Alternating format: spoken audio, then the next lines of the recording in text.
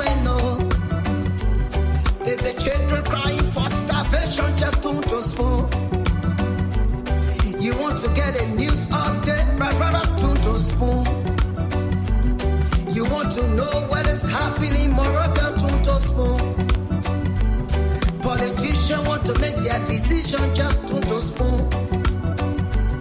You want to know what's happening in the ministry, don't spoon. Yeah, don't spoon. Yeah, don't spoon. You from Fonjema, Maryland, don't spoon. Yeah, don't spoon. If you eat keep on gradually, my brother, don't spoon. You got a spoon TV, you got a spoon radio, don't spoon. Yeah, don't spoon. You want to get a news update, don't spoon. What? Yeah, Rastafari. Kilibamba, kilibamba, kilibamba. Kilibamba, kilibamba, kilibamba. What I want? Yes, what you got today? Spoon TV. Yes, what you got today? Spoon TV. Spoon Ba-da-ba-di-da-di-ba. Skiddy-biddy-biddy-da-ba-do.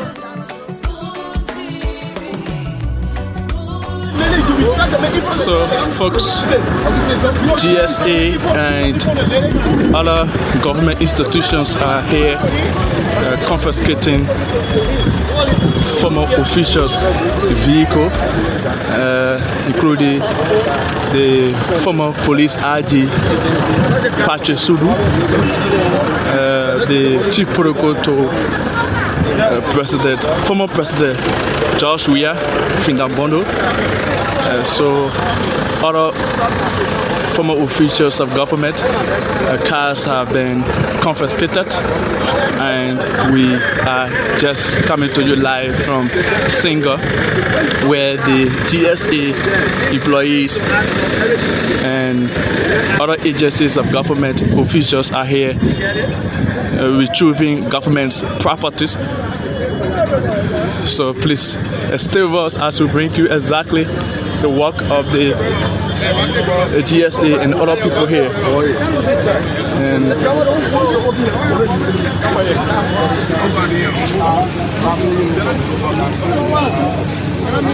so these are vehicles of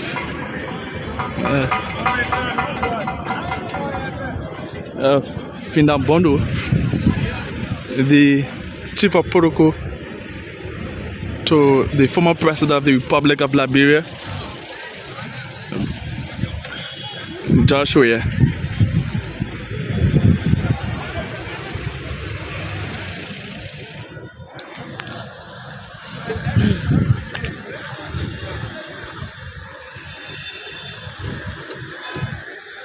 These are the vehicles of Findambondo. Usually these vehicles are being used for commercial purposes. You have passengers using these vehicles, and of course they paid money. So any moment from now we'll be talking to those from the asset recovery team to speak to us concerning about this process.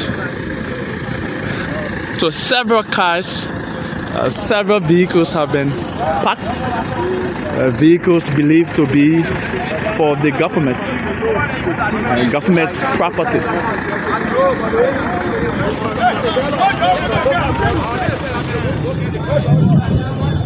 That means it's not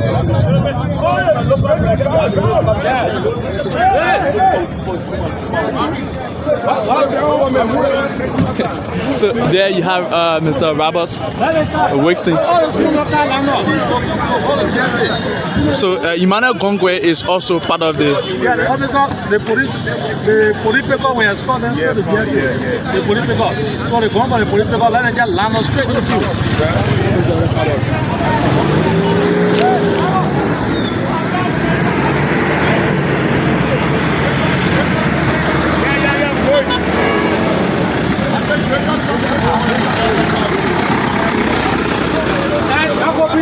thank you. Hey, y'all gonna bring up thank you.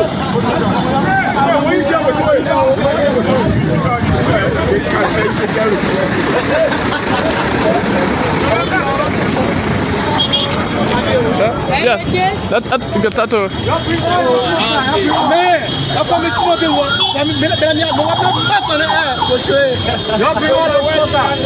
So this is Mr. Emmanuel Gongwe. He's one of the task force members.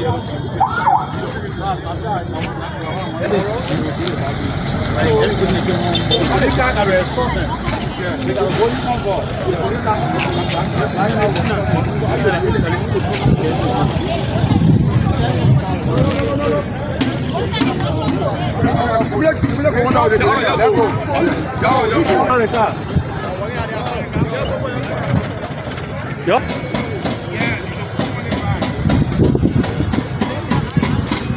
Franco, Chris. We don't know the stuff how they can't go for you.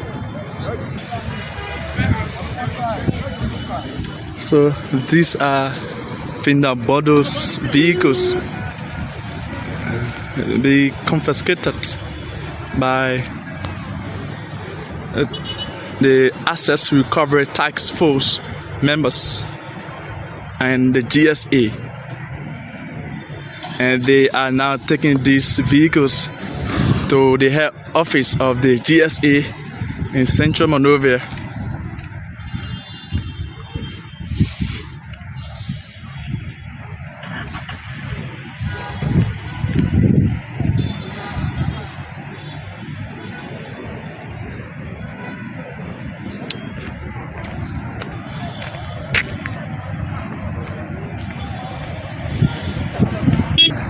So Mr. Emmanuel Gongwe is one of the members of the Asset Recovery Task Force. Chief, welcome to the media. Thank you. We saw members of the Asset Recovery Task Force confiscating or retrieving vehicles that are said to be, belong to the government of Liberia. Can you please tell us exactly those vehicles that you confiscated? Who are those vehicles belong to? What we are tracking government assets. There are vehicles that people claim to have bought from the government. We are checking the document to see as to whether they truly bought this car from the government. And some of the documents we are checking, they are incorrect. So if we check the document of the vehicle and the document is incorrect, then we ask the tow truck to carry the car to BDC and pack it, until further verification. So that's what we are doing. So you can see, this is the former RG car. So no one is big for the process we are on. You mean the former RG Pajasudu? This is Pajasudu car.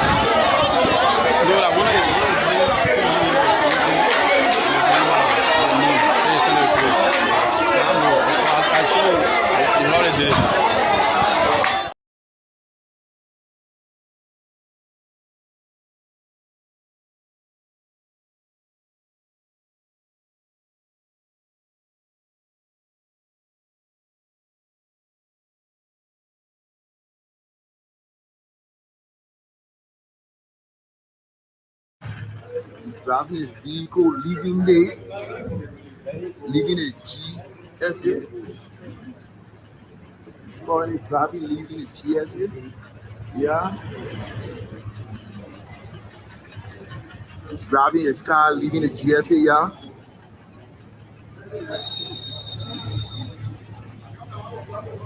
TV online is scoring a year.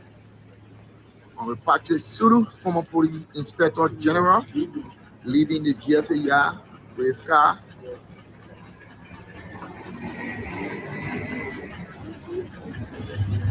DTV online is here. DTV online is here.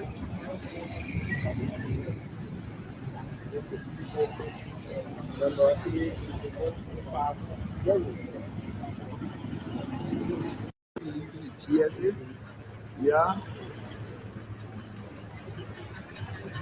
He's grabbing his car, leaving the GSA, yeah.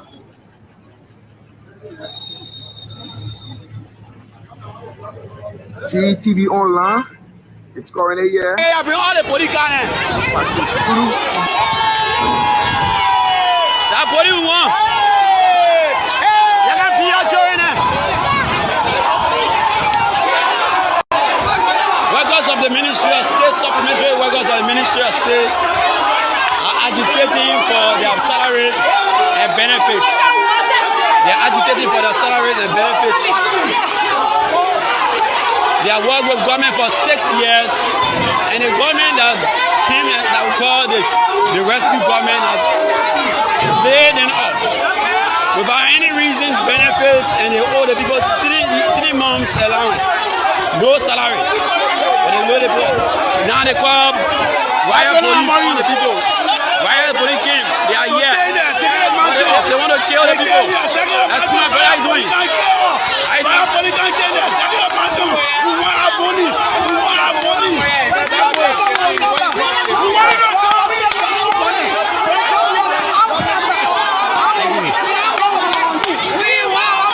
So workers of the Ministry of State are protesting.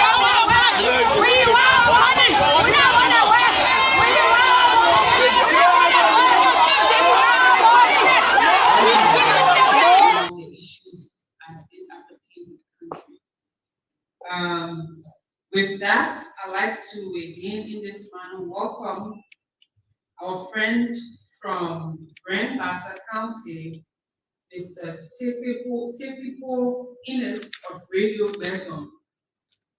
You're sorry if I don't pronounce the name very well, but it is a to sympathize with the family in the rehab area. We lost one of family member. And the government this entire week, the government is continuously being formed. As you know, formulating the government takes a few times, and especially with the local government that we started, placing. The president is very excited with the team of people who event are recommended to serve in different positions. And as I said earlier, the president earlier visited the home of the late Steve Bondo in Town, Pinfield, where he went to sympathize. He also expressed deep sympathy to the victims of the River Stairs mudslide. Hey, I bring all the body can. That body we want. You can be your joy in it. Workers of the Ministry of State, supplementary workers of the Ministry of State are agitating for their salary and benefits. They are agitating for their salaries and benefits. They have worked with government for 6 years, and the government that came that we call the rescue.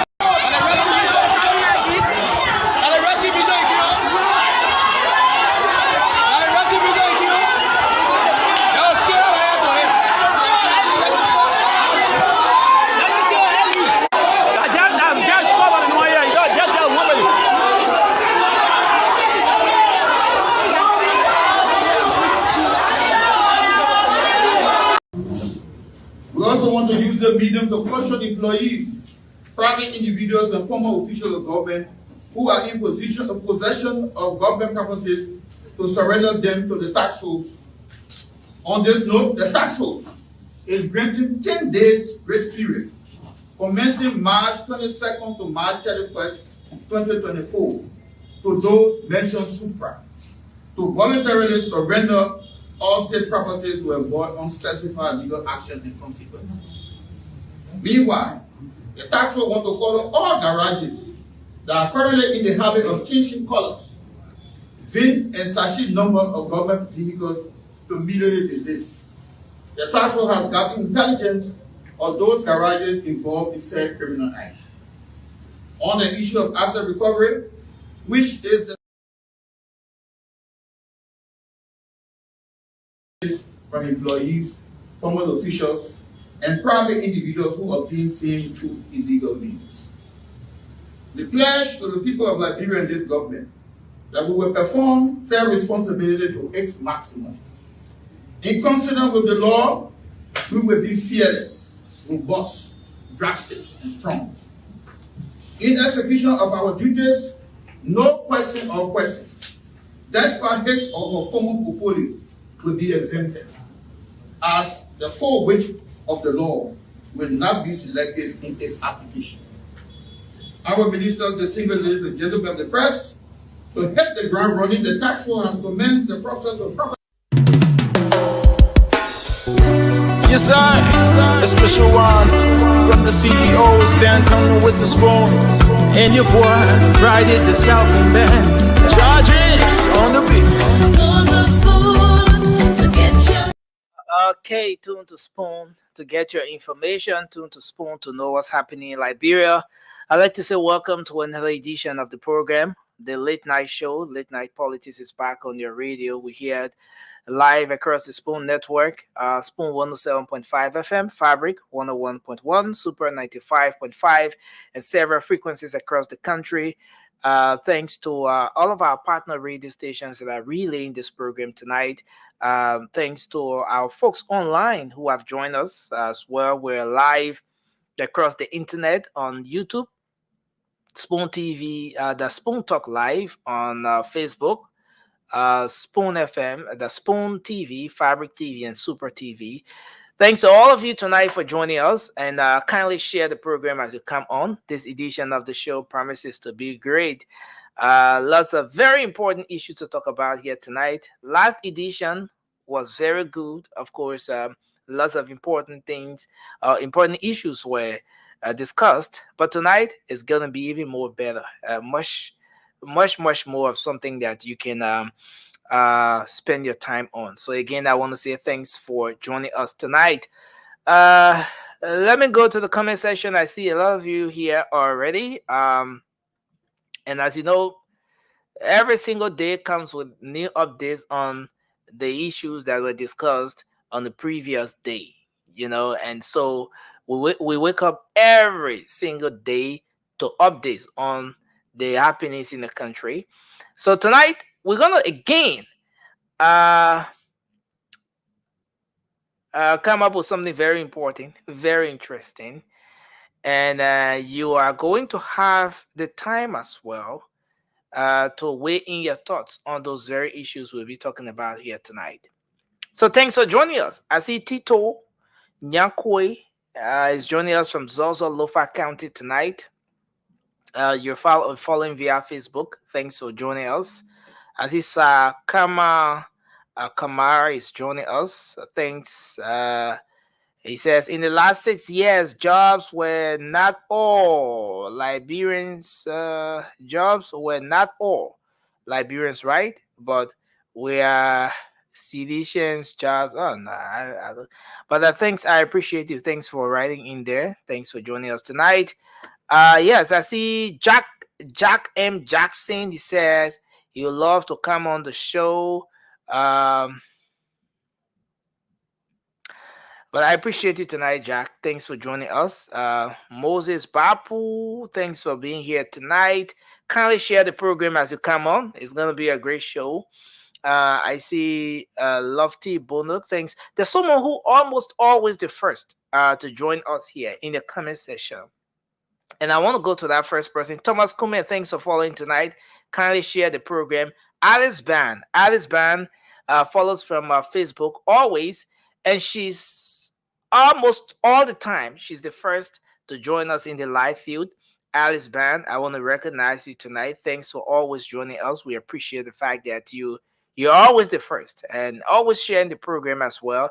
I sincerely appreciate you tonight. Thanks for being here. Let me welcome Lofty Bondo, Chase Joel. Thanks for being here tonight. Sam Dawundu, thanks for being here tonight. We appreciate Jonathan Pratt. Jonathan says he's falling from Painesville. Thank you for being here. Paul Sele, thanks for joining us. Gifty Cannon, we appreciate all of you tonight, man. I see Jerry Gonya Jr. is here as well. Zibuki, thanks for being here. This is the name that gives Francis tough time. Yes, Azubuki. Yeah, Azubuki. Azubuki, thanks for joining us tonight. We appreciate you. Yates. You know, I was just telling Francis the other day, once you find it difficult with that whole Azubuki, call the man last name. Call the man last name. The man last name Yates. Imagine Azubuki had to justify the other night that I'm a Liberian. Don't see my name. A Liberian man. You gotta understand a Liberian man. I'm saying no one said you're not a Liberian. You're a Liberian. You know? But thanks for joining us tonight. We appreciate you, Azubuke. Thanks for being here tonight. Let me welcome everybody. Thanks for joining us tonight. Eric McGill. Yes, you're watching from Atlanta, Georgia. Thanks for being here tonight. Yes, Gifted Side, we appreciate all of our ardent followers, man. Thanks for being here tonight. Kindly share the program as you join us. It's going to be a great show, fascinating conversation coming up. Cindy Gege's G. Scott, thanks for being here tonight. We appreciate you. Zau Vami, we appreciate you for joining us tonight. Ruth Gobai, yes. Ruth is that person in the comment section always, checkmating everyone. Francis, I disagree with you on this one. Watching from the USA, North Carolina, Charlotte, North Carolina. Amy, no, you didn't get it right. I disagree with you on this one, Amy. Yes, Vasco, I'm clapping for you, Vasco, because you got it right. Yes, we sincerely appreciate your contribution in the comment section. Always, Ruth Goba, thanks for being here tonight. Thanks for joining us. We're about to take off. We're about to start the show shortly, but I want to welcome Ruben Ruben T. Barney. He's joining us from Kesselly Boulevard. Thanks for joining us tonight, Ruben. And I see Arthur Bono Willie. Thanks for being here tonight. Stephen Keita, Work Hard Play. Work Hard Play says, Work Hard Play is falling from YouTube. And writing says, please show love to the comment section throughout the show, Nelson. Smart people can be here too. That's interesting. I mean, that's true. Some of the contributions in the comment section are so much on point, and the analysis. Some people write their entire analysis of the issue right in the comment section there, and we appreciate the fact that you do so. And thanks for joining us tonight. We appreciate all of you. Satengwe, thanks for joining us from Bartnesville City, Montserrat County. Moses Momolu is on the show tonight. He's falling from Iowa. He says, thanks for the great show. Yes, we're in this together. We're on the screen, you on the other side of the screen, and some of you in the comment section, some of you in radio land just listening to the voices and what we're saying here. And we're running the show together. I want to say thanks to all of you. Lynn Lakpo, thanks for being here tonight as well. He said, did you fire the old crew? No, man. The crew is in tight. The crew is in tight. And we're moving on. We're doing this for our country. We're doing this for Liberia. And the crew is in tight. We're moving on. Thanks for that concern there in the comment section tonight. Lynn Lakpo, I appreciate you. Emmanuel Collier says, hi, Spoon TV. Tapetobe, Tape Toby. Yes, I like that name. Tape Toby. Tape, thanks for joining us tonight. We appreciate you. Kindness Kendrick Carpi is joining live from Spoon Avenue, Pinsville Red Light. Do we have Spoon Avenue, Pinsville Red Light, formerly Paul Avenue? Oosh, this place has so many names. But thanks for joining us tonight as well. We appreciate you, Josephus Thomas, Garrison Tape, Sally Vincent. You're joining us from Charlotte, New Carolina, and North Carolina. Thanks for joining us tonight. Jerry Guitarware, you're falling from Red Hill Field, Virginia. We appreciate you. Jack M. Jackson. Yes, man, we appreciate all of you. Oh, our own sister Shirley Snare, thanks for joining us tonight.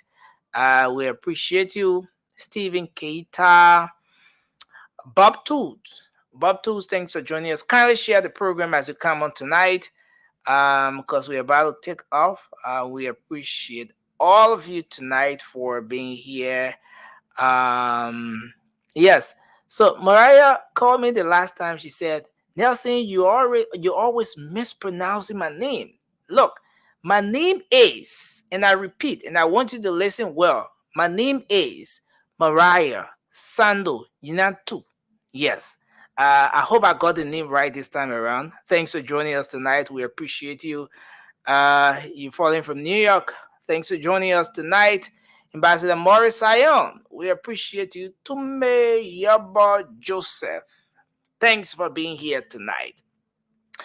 We welcome everybody to the show tonight. It's going to be a great conversation, fascinating show coming up.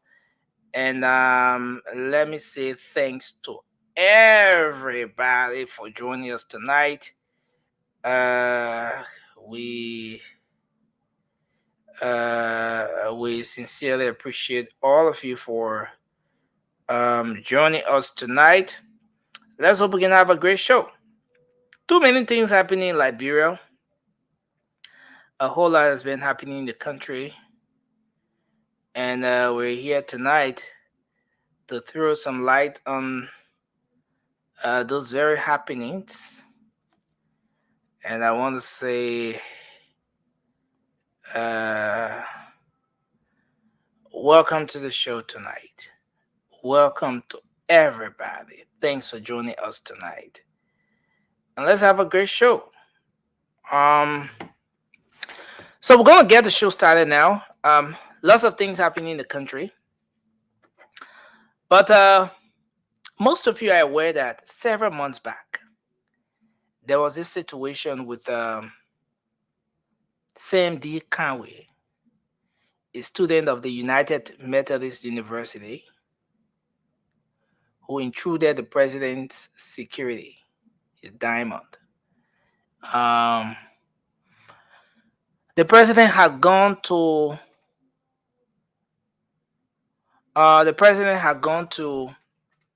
the commencement convocation of the UMU, and Sandy Conway, from several videos we've watched, standing in the crowd from nowhere. And I want to find that video here as I get to talk about this particular issue here. Sandy Conway stood from a distance, saw President Buakai interacting, engaging with some of the folks. He made his way through the security, guards, EPS officers, well trained, well armed, presidential security guard, the folks well trained locally and internationally. Sam stood from afar. He did his calculation, stood up, calculated very well, ran through the presidential security. He ran through the security, and then he went and held the president from the back. He held the president from the back. There and then it caught the attention of the EPS officers. They became concerned. What is going on? How come? How did this guy get here? And Sam being a very young man, from the way he did the hawk, especially from the back, the president had to, balance, somehow. And then right after doing that, let me play this video here for those of you watching the show right now. Let me play this video because there's an update on this, and that's why I'm playing this video. We're supposed to have Sam on the show tonight, but let me play this video. Let me give you an idea of what we're talking about here.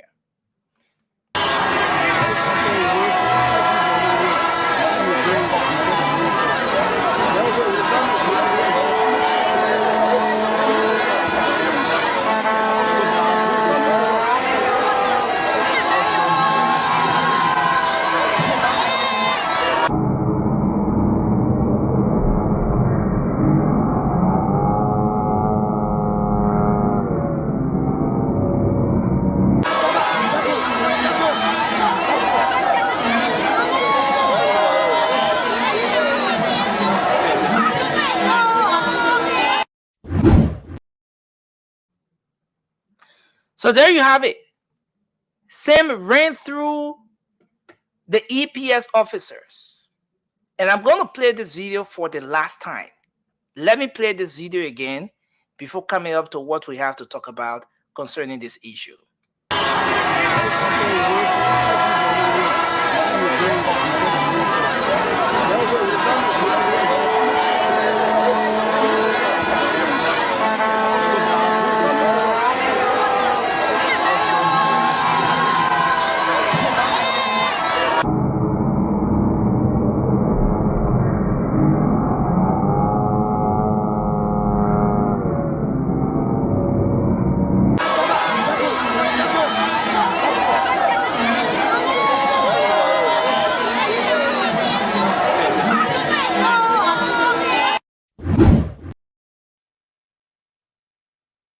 So there you have it. Sam made his way through the presidential, the EPS, the presidential guards. He made his way through those guys, the diamond. He entered, hugged the president from the back. And I like the way at the end of the video, there's a slow motion there where you can see clearly how Sam intruded. And then following everything, after Sam carried on his operation and everything, then the security guards came to themselves. And then they got to realize what happened. They became concerned. And all of the other people who had gone for the convocation were equally concerned. So the concern became, how come we have all these well-trained men, people, some of whom have received training internationally? They've gone out of the country and received some of the best trainings in the world to protect the president, like Mr. Charles King would say, Coach King, our guest from last night, well trained. And then they became concerned. Some of the very people who were there became concerned. But then the police decided, or the security team, the entire security decided to launch an investigation to establish how this thing happened. Was Sam some kind of ghost? Did he disappear and appear? How did it get to a point where someone who has absolutely no security training intruded a presidential security? What does this even say about the safety of our president? And that became another major issue of concern. How secure is the president? If the people who are well trained and well paid to provide security for the president were on the scene in that kind of gathering, and then someone who has absolutely no security training was able to make his way through the presidential security, how did it happen? So it became a serious concern for so many people. Immediately, there was an investigation launched. And yes, from the onset, a lot of people say, oh, that investigation thing, just trash it off. They're just trying to make up. There's absolutely nothing such as investigation going on, or what have you. But an investigation was launched. In the process, we invited Sam on this very platform on the late night show. Sam came up and told us exactly what happened. Sam gave his side of the story. In fact, at that point, the security and every other person got concerned to establish as to how this happened. Who is this individual that intruded the president's security? How did it happen? So, in search of the individual, and the interesting thing is, the guy carried on the act, and even after he went and held the president from the back and everything, instead of holding on to Sam, the security let Sam go. After the guy left, then they launched a search for this individual who carried on this act. Where is he? And then Sam had to come up to disclose that he was the one who carried on the act. An investigation is launched. In the process, we spoke to Sam. He said he had no bad intentions. He did it because he loved the president. He campaigned for the president. And when he saw the president, seeing him physically, he was caught in the moment, and emotion led him to have done what he did. The next thing is, how do we establish that? Well, even in the process, after we spoke to Sam, Sam further established that he was invited for questioning by the Liberian National Police and other state security apparatus, and so on. At a point, Sam said he wasn't feeling secure anymore at his location, his home address, where he stays, especially after the interview we held here on the late night show. A lot of people reached out to Sam. So many platforms wanted to talk to him. Even the state security, folks from, within the security cycle, some of them reached out to get Sam's contact from me and stuff like that. So let me bring Anthony on. Anthony, welcome to the show. Thank you for having me. Yeah, I'm just trying to, set the show as we get ready, get the rest of the guys on. But this is concerning.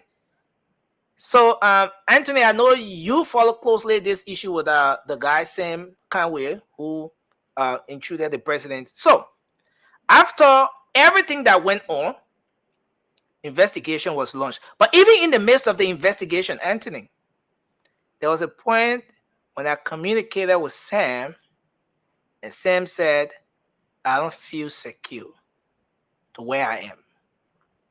Why are you not feeling secure? He says, you're the head of executive budget security, and you're not feeling secure. I mean, if the other man, yeah, that thing, what are going to think of? No, not the same. The head of the EPS. Oh, the guy who intruded the security. Yeah, the guy who intruded the security. Oh yeah, he has to fear his life, absolutely. And then, I'm bringing this up because we're supposed to have Sam on tonight. We had a very good discussion in the background, and he should be coming up tonight. But at a point, Sam said he wasn't feeling secure. And then when he was asked why, Sam said there were occasions. A lot of people were angry. There were occasions where people went at his house asking for him, asking his neighbors, some of his sisters, and the mood, the way they engaged the whole thing. Some of the people started being skeptical, and they decided not to open up to those strange people who were moving in and asking about Sam's whereabouts. And then he said at some point he wasn't even sleeping at his home. He had to find somewhere to be sleeping. But interestingly, following the incident, an investigative team was set up to look into this whole case, to look at the circumstances surrounding the intrusion. A special investigative team was set up. So, interestingly, Anthony, that team have concluded their reports. The special investigative team have concluded the report. But do you have that report? Yeah, but it's bulky, right? So just few points. I want to pick up from the report. Few points I want to pick up from the report. So the first thing is that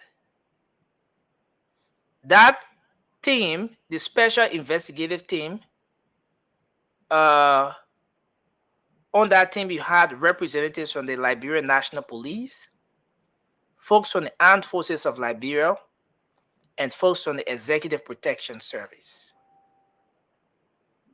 So, according to their investigation, they established that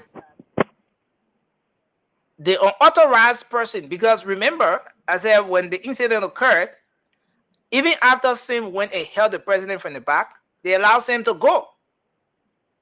According to Sim, when we interviewed him here on the Zeri show, he said when he carried on the act, one of the security went to him and said, "My man, you, what are you doing here? Go, leave the place right now, go." And so he left. So from that point, they considered the person, Sam, who carried on the act as an unauthorized individual.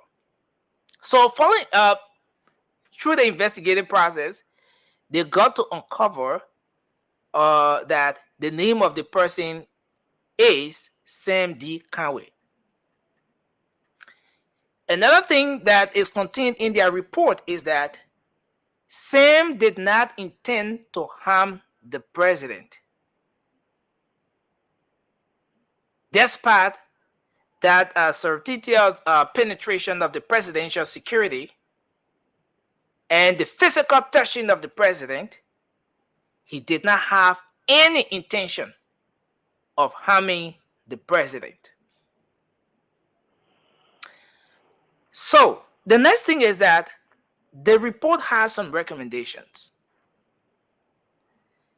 So the report recommended that the individuals, now who is Sam, should be charged in violation of section 14.22 of the Penal Code of Liberia, which has to do with offensive touching, and section 14.23, which has to do with reckless endangerment of another person. These are charges I will advise him to get a lawyer against the individual. Now, number one, I want us to get this thing clear, and this is very serious. The investigative report says, number one, that they established that the individual, Sam, who intruded or penetrated the president's security, had absolutely no bad intention. He did not mean to harm the president and X, Y, and Z. But how can they charge him? They're charging him for violating some sections of the Penal Code or the Penal Law of Liberia. Section 14.22, offensive touching, and 14.23, reckless engagement of another person. All right, so I'm coming. With respect to that point, I want us to play this video again. Let's establish something here.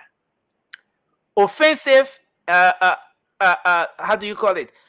Offensive touching and reckless endangerment of another person. So let's watch this video again to be able to establish something very important here.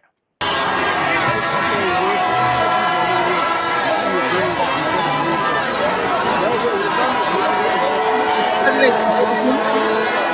head of the institution.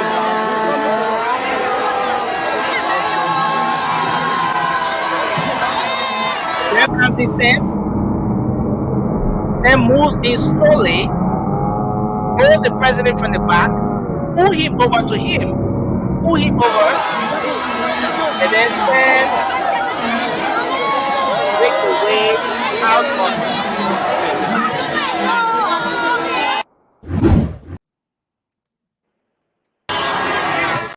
Sorry. Well, So this is where we are, Anthony.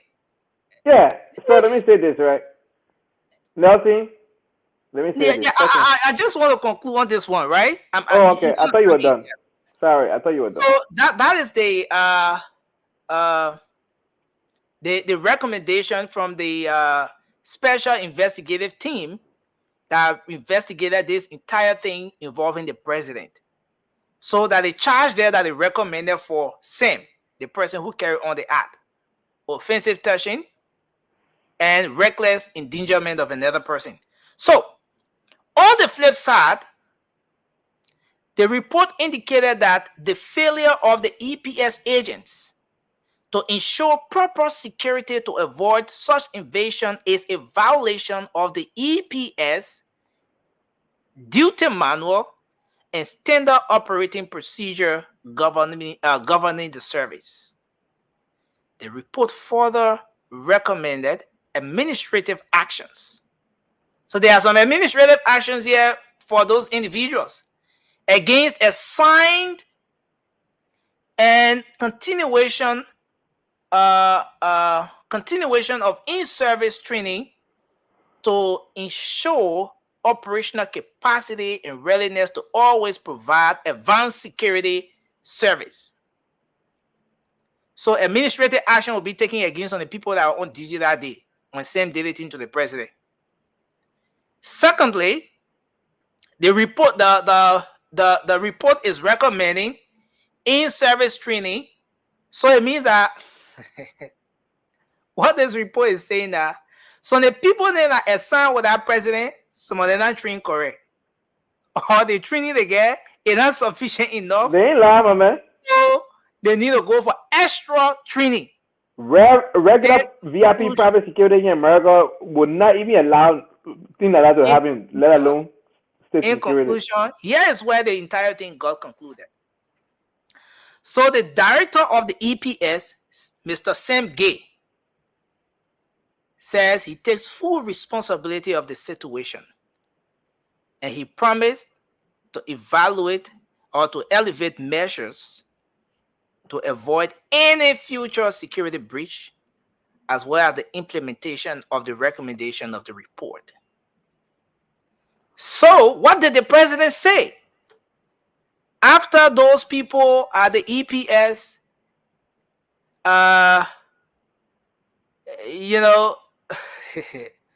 had an untrained civilian. After the well-trained EPS officer allowed an untrained civilian to intrude the president's security and everything that happened. Well, the EPS director said he takes responsibility. He takes full responsibility. And the president expressed gratitude to the team for the report. And he promised to review the report and consider the recommendations. This is where we are, Anthony. This is where we are. This is exactly where we are, Anthony. I mean, let me take on this issue, Anthony. No time to do opening because we have a lot of issues to talk about. Mama, yeah, no, you must have Sam coming on the show tonight as well. But let's hear from you. What do you make of this whole thing here? First and foremost, let me start with the whole incident that happened. Then I will go to the report, the findings, and other different things. Look, Yeah. Nelson, let me say this right. I always say, tactically speaking, from tactical perspective, Mhm. a country of 5 million people, in order to match the security threat and the challenges the country faces, you need a minimum of 50,000 men and women and of the article plainclothes officers trained. 50,000. This is from a tactical standpoint, not my opinion. Do a Mhm. research on tactical standpoint. 5 million people, minimum of 50,000 law enforcement officers, both in uniform and out of uniform. That's Yeah. just the basics. Today, Liberia don't even have 10,000. Let's just be frank here. We don't have 10,000 of all of the security apparatus combined. Jones task forces combined. We don't have 10,000 men and women. That is a danger for our nation. We are living in Liberia by the mercy of God. By the mercy. So if anyone takes security lightly, they do not know the importance of a nation. Somebody asked the question, is our security weak? First and foremost, I can tell you, anybody can penetrate that thing, what they call diamond in Liberia. Look at this guy. These guys, when they're moving, look at where the guy came from. Right behind an EPS officer, walked past an EPS officer and went to the president. The diamond formation, when it's really formed, that's 3 layers. That's 3 to 4 layer intercepting as they move. 3 to 4 layer intercepting.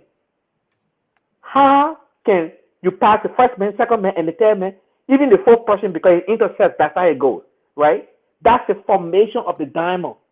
It cuts 4 different ways, and it cuts on the other side 3 ways. So if that diamond is that way, then that means 3 people didn't do that job for that man to penetrate that thing that easy. You know what I'm saying? I joked the other time when I went to Liberia.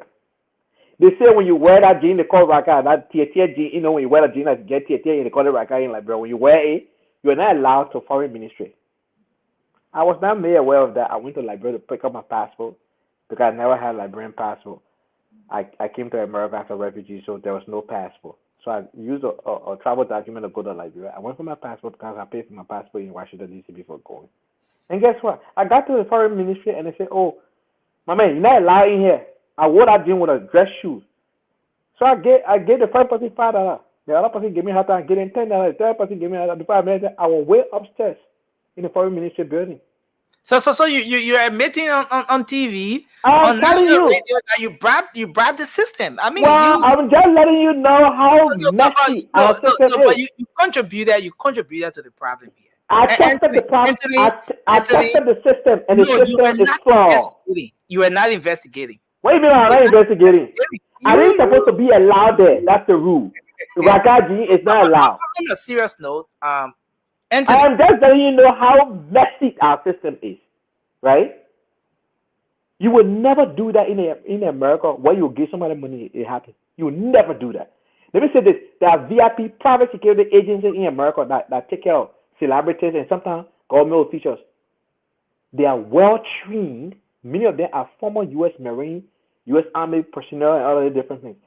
And trust me, but the let's system do is this. built. Let's do this. Liberia, let me tell you I'm something. going to. Our law enforcement officers don't take pride in their work. They don't. They don't take pride in their work. You So understand? at some point, Anthony, we're going to call Mr. King. He They don't served. take pride in their work. But let's do this. If you were in the position of the president, giving everything that happened on that very day, listen, the worst could have happened to the president that day. He could have been killed. The worst could have happened that day. If you were in the position of the president, giving everything that happened, and what the special investigative team have concluded on as a report, what do you think would have been your recommendation, or not recommendation, but your own consideration with respect to what? Because the first thing is, the report is saying that they established that this individual did not have any bad intention for the president, but he was unauthorized and he penetrated the president's security. They are making an assessment because the man didn't do harm to JMB. We can't establish that. Only that man alone knows that, right? Only the man alone knows that whether or not he have a bad intention. Mm-hmm. The only base that report on what he did and what he said to them. But the true person who know the truth is the man who did the act. Whether or not he have a bad intention. Again, for the sake of this discussion, we're gonna do this. I want to play this video again. There's something I want us to capture from here.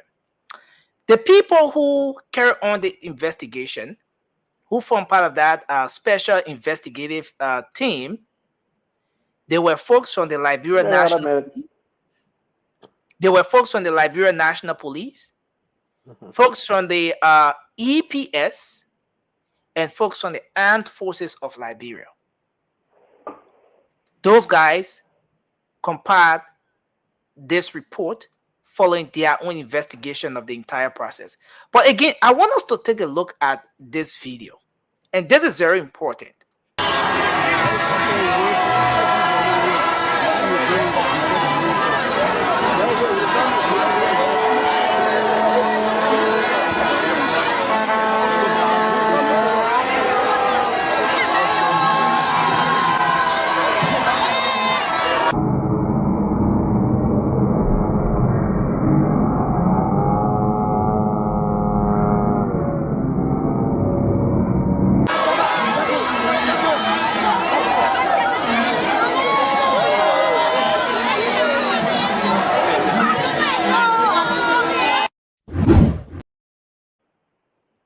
So there you have it. So the thing is, how did the team arrive at that point to establish that, first of all, there was no bad intention? Like I said, the only person who knows the truth to this whole matter is the perpetrator himself. Okay? Whatever he says to them, that's what they went by. But the truth lies in the hand of the perpetrator. He knows what his intention was. That's one of the reasons why it's very hard to prove intention in the court of competent jurisdiction. Intention is very hard to prove because you are not in the person's mind. To prove intention is to put yourself in the mind of an individual and how they went ahead and commit a crime, right? So it is very hard to prove a murder case. That's one of the reasons why many times the people settle for, manslaughter. Because you have to put yourself in the mind of the perpetrator. So by them saying that he meant no harm is what he told them, and they also judge him from the act he committed. But he went as far as putting a hand to the chest of the president, right? That in itself, he didn't hold him by a waist to say, oh, you want to hug. Nobody hugged somebody all the way to the chest here. You know what I'm saying? That also poses a danger to the president, right? Now, let's get to the recommendations. First of all, the charges they made. They first came out to say that he meant no harm. The fact that they said he meant no harm, and then on top of that, they want to charge him, I can advise that he get himself a lawyer, and the lawyer can fight his case, and two things can happen for him. One, he may not get maximum sentence, and you can get a plea deal, or the lawyer can even fight the case to be dismissed. But if he does not have a lawyer, then he run a risk for himself. I would recommend that he seek a lawyer. Don't even settle for a public defender, right? In this case, the public defender is a government lawyer, and the man is paid by the government will seek the government interest. But seek a lawyer because they already established that he meant no harm, right? Who knows? It could be true, it could be something else. But everybody should know that the way in which he rushed to the president, he breached security protocol to do so, right? And if they will charge him to do such thing, I would ask that he gets a lawyer, because what the lawyer will do will reduce his sentence, will reduce any punishment, and whatnot. They can negotiate that. He may have had, a well good intention. He was so excited. We wanted to see the president. That's not the first time this thing happened. We see that happening with celebrities. We see that happening with presidents. Even when George Bush went to Iraq, somebody took a slip of the toe at George Bush because they didn't want to see George Bush over there. Donald Trump, somebody ran to the stage with Donald Trump. Somebody ran to the stage with Kamala Harris. We have seen these things. This is not the first time happening, right? In era with sophistication. So not like Liberia where the security is so weak. Me, I always say the security is so weak. I see how things look. I've been to Liberia. I saw how security look like. Trust me, it's very weak, very very weak for high-profile individuals. They need to tighten that thing up. They need to train more people. They need to do, 3 months, 6 months recurrent training and all of that. Active shooting training, all the different tactical moves. They need to do that. It is necessary. Rehearse every 3 months, 6 months down the line, because these things will happen. You don't relax as a security officer. You don't relax. The least chance you take to relax, that's when the incident can happen. You know, and so it's very serious. And I have not seen, in recent time, our president prioritizing security, right? They will rather buy a car that cost $95,000, $100,000. Then after 3 years, somebody pay $2,500 for that same car that bought $95,000, right? Yeah. But they will not spend money to hire or train more people. And you're right, Anthony. There are lots of questions that this particular report raises than answers. I've spoken with Mr. King to give us few minutes of his time as an FBI trained, a well-trained investigator, someone who served as head of the very EPS before, deputy director of police before, and serving in different capacities, the city police and all of that. I've spoken with him. I want him to, weigh in his thought on this particular report here, because this is concerning. There are so many questions that this report is bringing about. All right. And we're equally going to get Sam on as well, because, like I said, Sam at some point have been raising concerns that he have fear for his life because there have been strange, unidentified individuals trying to know his whereabouts. It is Uh, not strange for his life to be threatened because people are angry of the fact that the way he wished he rushed to the president, held him back, put his hand on the president's chair, held him. But you can see clearly in the video, people are angry. Even though people are angry with the fact that the EPA officer did not protect the president, or left a void for the guy to intrude into that void. But also people are angry. One, everybody knows JMB is an elderly man, and two, he health condition and other different things. And the way in which he held JMB, that was dangerous. okay. One, we So let saw me the bring inauguration Mr. thing, King on where to share he his struggled expert. to breathe, and Yeah. then that incident happened afterwards. That was not cool at all. That's great. Let me bring Mr. King on to share his expert view on this particular issue. Absolutely, and I appreciate the fact that you brought in yesterday. Yeah, so Rudolph, welcome to the show. Bobby is going to join in as a guest panelist tonight, but I will advise that you kindly mute Rudolph just to avoid the feedback. And let me bring Mr. King on tonight. Mr. King, we want to say thanks for joining us tonight. We Most sincerely welcome. appreciate the fact that you accepted our invite to just give us a few minutes here tonight to share the expert view on this particular issue. I remember when the situation occurred, we reached out to you and you shared some profound, information with us with respect to how it should be from an expert point of view. We also appreciate the fact that whenever you come on, you try to get the politics out of everything here and you address the issue as a professional. We appreciate that, sir. Thank you very much. Thank you. This situation, not to go and Rudolph, I appreciate if you were to rotate your gadget, please. Thank you. So this situation, as you are aware, started off when the president attended the UMU convocation and commencement convocation. A gentleman penetrated the president's security, ran in, held the president from the back, and he ran out. Since then, um, there was an investigation launched after we conducted an interview with him here. I think the same that night we brought you on, then we had him, and then he was called in for questioning following the situation. um, the president set up an investigative team, a special investigative team comprising of folks from the Liberia National Police, the Armed Forces of Liberia, and that of the very EPS. The team has concluded the report, and they've come up to charge Sam Conway. In fact, they haven't charged him, but the report recommended that the individual be charged in violation of Section 14.22 of the Penal Law of Liberia, which has to do with offensive touching, and 14.23, which has to do with reckless endangerment of another person, according to them, in line with the Penal Law of Liberia.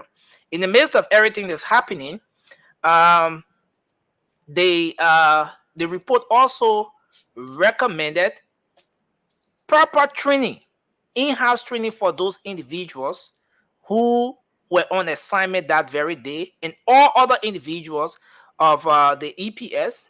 And the report says those people violated the EPS duty manual and the standard operating procedure governing the service. The director, the head of the EPS, Mr. Sim Gay, says he takes full responsibility of the action, and then he has promised that administrative action will be taken against some of those individuals, but he takes full responsibility of what happened. The report has been submitted to the desk of the president. Well, he said he's going to review, he's going to take a look at all of the recommendations and make some decisions from that end. But we reach out to you, Mr. King, because we want to get your view on this thing as an expert, someone who has vast knowledge in this particular area. First of all, they said that the report has it that the intruder had no intention of harming the president. That's the first thing they said the investigation uncovered. Assuming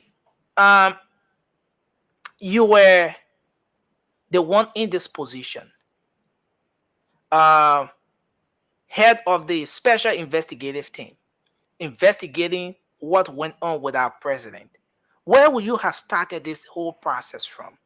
How would you have carried on this particular investigative process?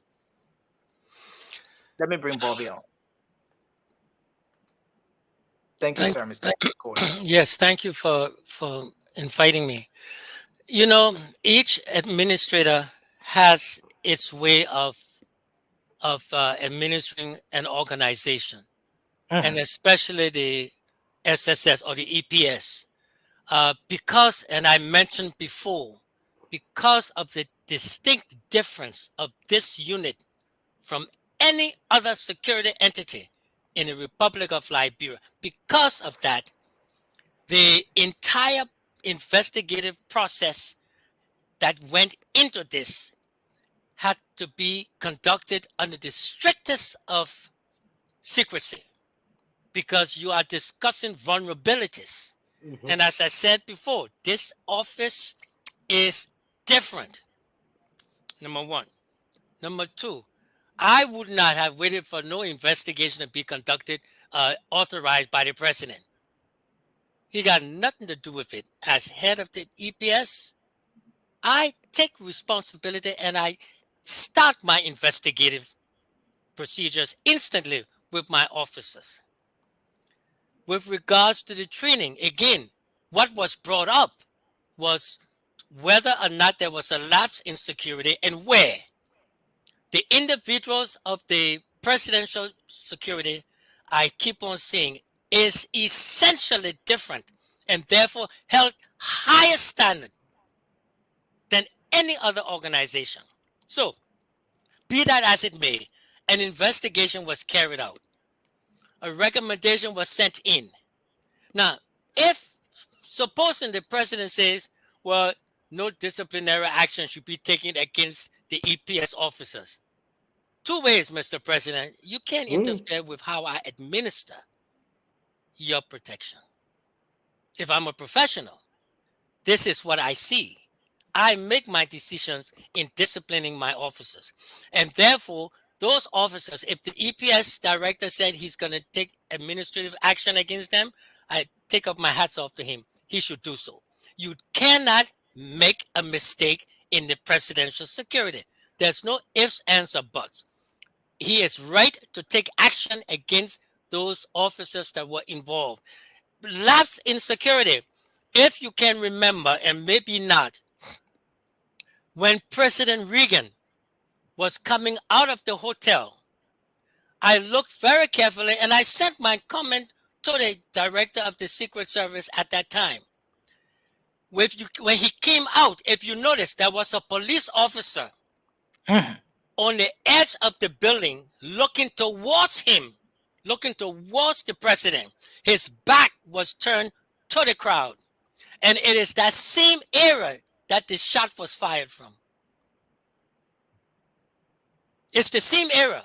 You can go on internet, YouTube, and play that incident back. You will see him. The officer, its back is to the crowd, and he's looking, he turned and looked at the president. If he had been facing the crowd, he would have seen that gunman and prevented some alert. So you see, it's critical. It's critical. You don't know who is where. And I looked at that footage that I could see. I couldn't see all, because if you really wanted me to evaluate, I have to see the positions from everybody else. I would ask who had video cameras, who was taking camera. That's how you collect all this thing. And then you, as part of the security services, it's not unknown that your own officers stationed in different areas should be taking a picture of the crowd. You take a picture of the crowd for training purposes, quote unquote. Okay? But yes, you would take action against the officers for that breach. Now, with regards to the charge, and I hope I'm answering, I always like to make sure I'm answering the questions that you pose. The charge that they want to put on this gentleman now, you have to be I talked about this the other with you all the other day. The elements, the last night. The elements of the crime of endangering, and the elements of that other crime. What is reckless? The other recommendation is reckless. That's offensive touching, and reckless endangerment of another person. Okay. The corpus delicti of those crimes, those two, each one of the elements have to be met in order for successful prosecution. Now, I'm not, I don't have the law besides me, but you look at the elements, 1, 2, 3, 4, 5. If one element is missing, you cannot charge that person with that crime.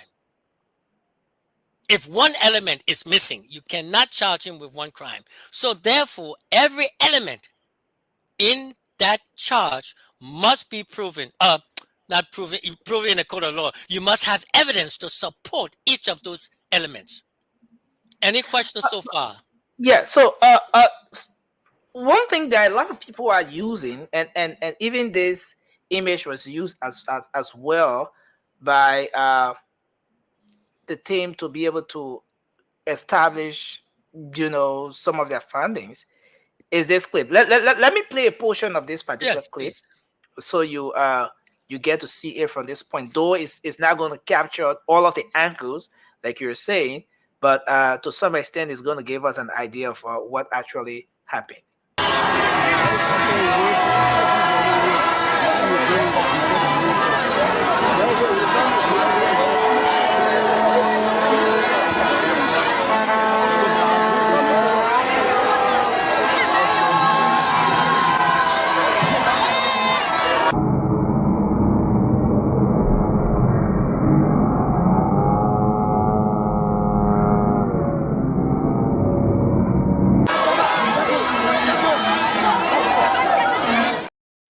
So like you saw there, he came from the back, held the Yes. president, Yes.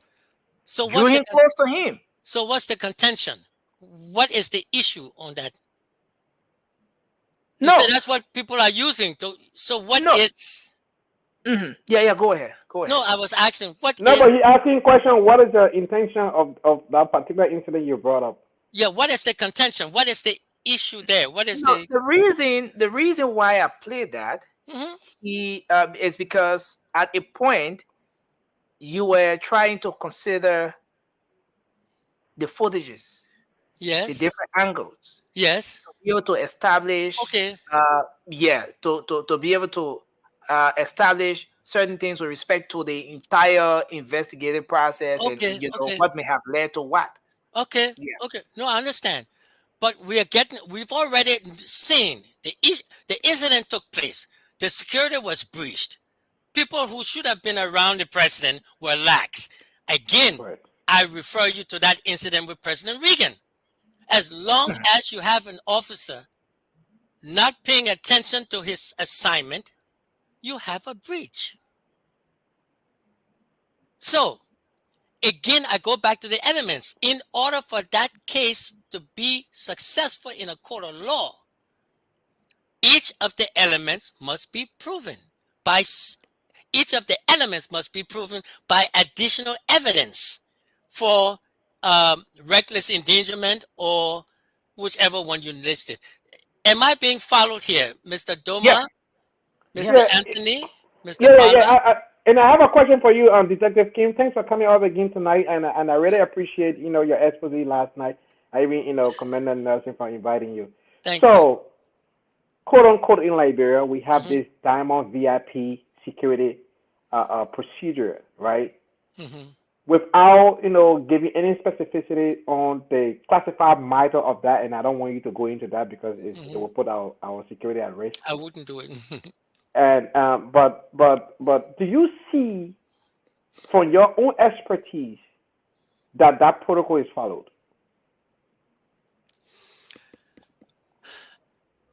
There are many methods used at different venues. Correct. And without me seeing additional angles of the video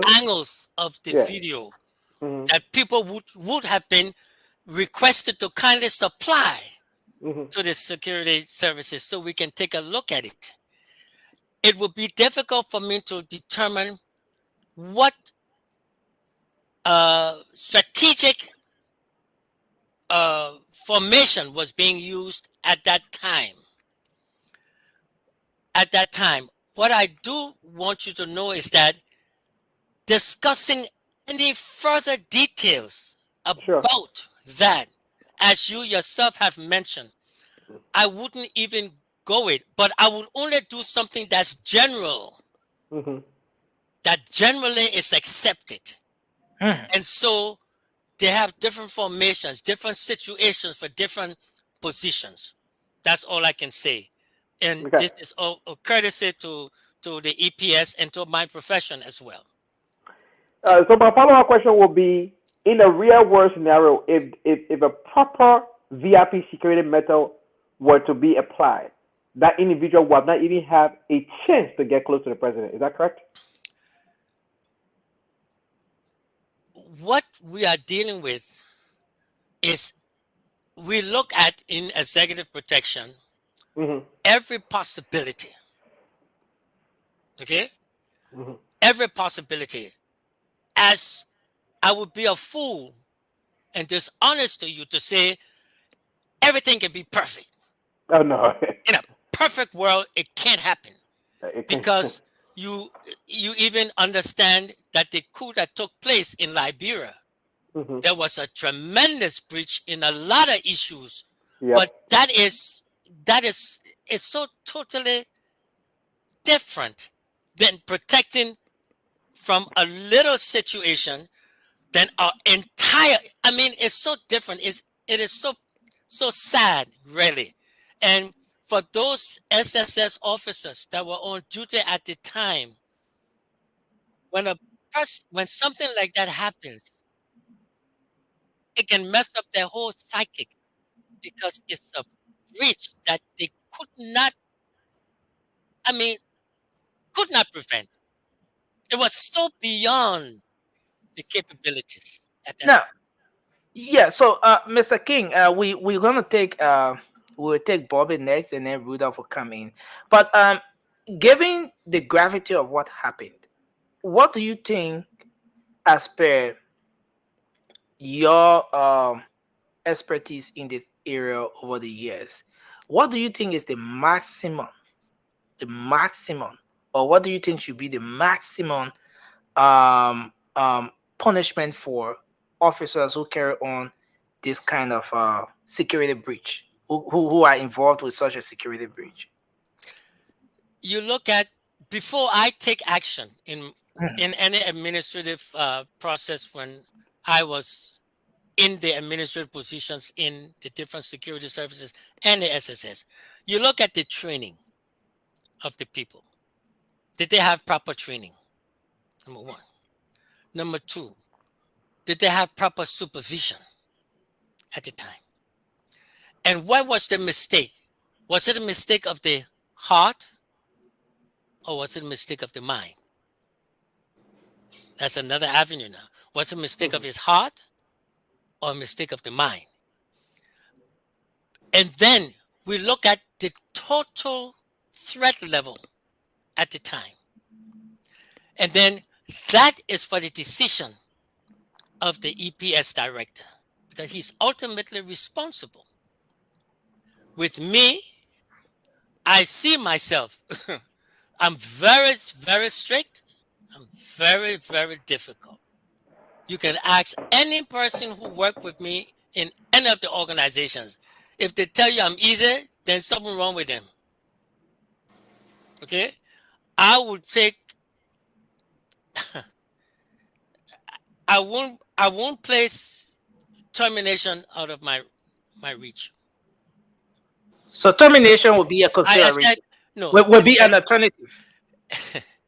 I know Or will, myself.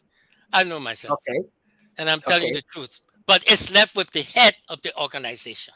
Yeah, it is his But if you were discretion. in this position, uh, like the current EPS director, Mr. Semge, Mhm.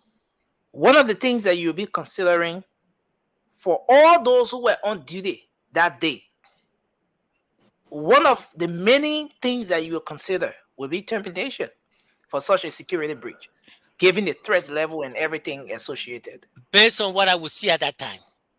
Okay. And it's I'm talking about myself. I'm very difficult. Will you have taken the blame like he did, taking full responsibility of what happened? Oh hell yes. Oh yes indeed. No one else is responsible except the person who is at the head. It's got Thank you. to be. And if I am the head that takes responsibility, don't tell me who to employ and don't tell me who to fire. Thank you. There you Thank go. you. Don't tell me who to employ or who to Let, fire. let's You let's hear take it for Bobby. yourself, Nelson. Bobby come in. Bobby come in with two questions quickly. We don't want to hold Mr. King long. We just thought to take a few minutes of his time, but it's important to have him provide some of And, these pieces of information, which is of essence here tonight. and Bobby? I would like to add Yeah. something, please, before you start.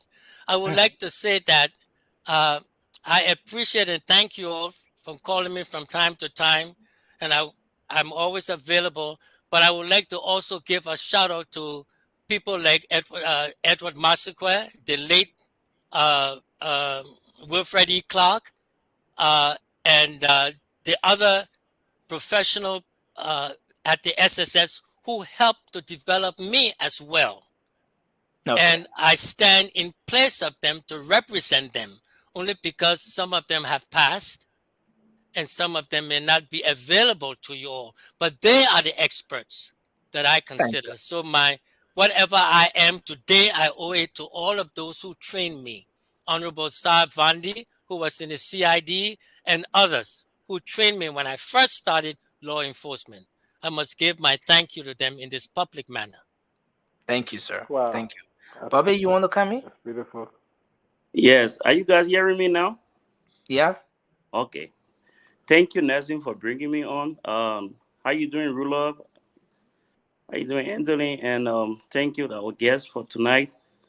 Yes, I don't. I have only one question for you. My question is, what you think, looking at the video and what happened, what you think we can do differently next time for such things to not happen again? Because it would have been something completely different if that God intention was to do something. We would have been talking about something different. So, what you think next time we can do differently so such thing cannot happen again? Well, again, out of respect for the profession, I'm sure that uh, the director of the EPS will take the necessary steps to improve in the training of the SSS officers and to get the right philosophy into them to understand this, the position that they hold. I can't tell you what steps to do and what they can do to prevent it in the future because, again, because of the sensitivity of this assignment,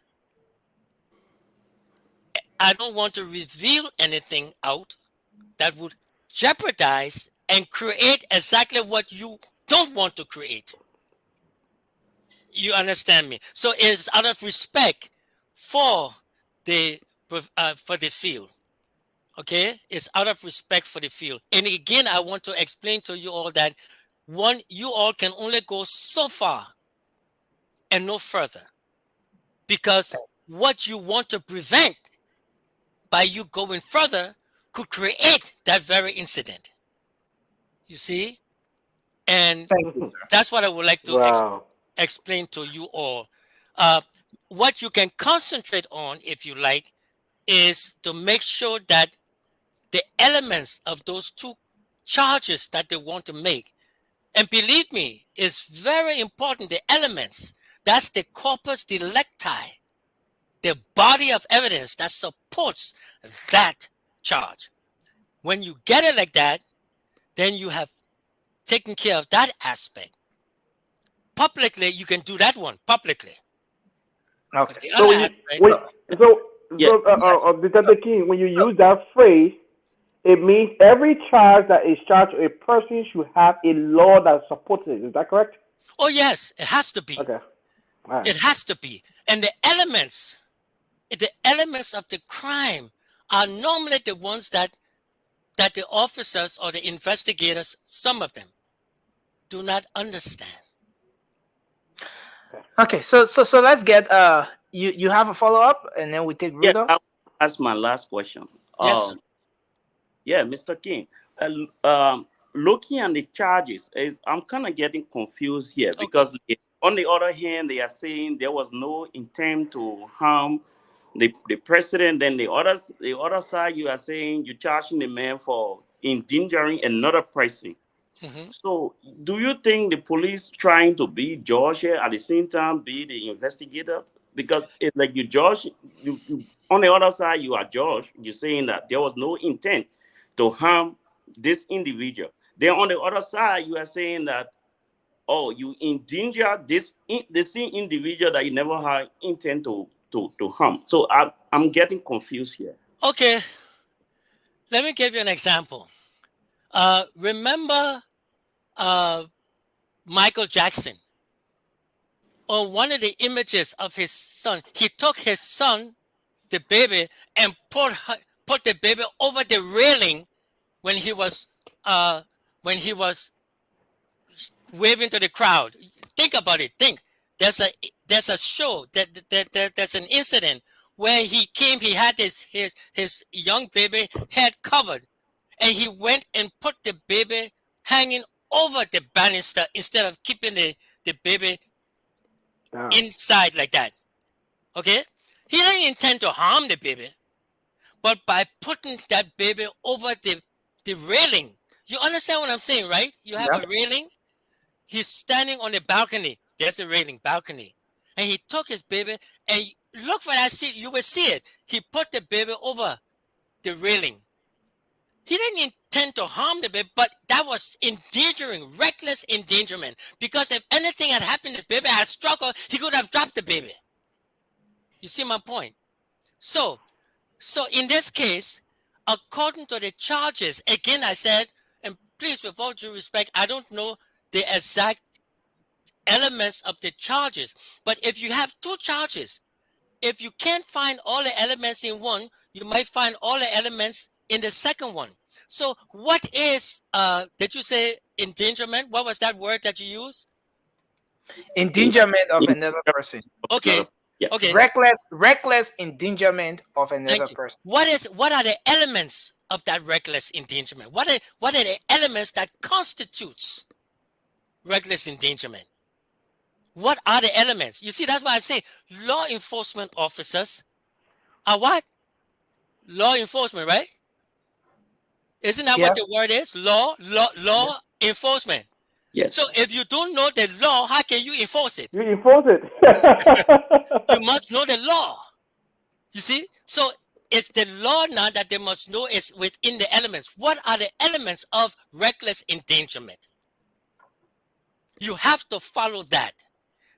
Mr. Doma, I hope you understand. I hope I've clarified that for you, sir. Yes. Because one can always talk things, but I like to clarify it for people. You see? Because I'm educating you all. It's the elements of the crime that you must get the evidence to put it together for that crime to be committed. Otherwise than that, if one element is missing, you cannot charge the person with that crime. You cannot. Rudolph, you want to come in with your question? Yes, sir, Mr. Bala. Yes. Good evening again to you, Yes, Mr. King. Yes, sir. You know,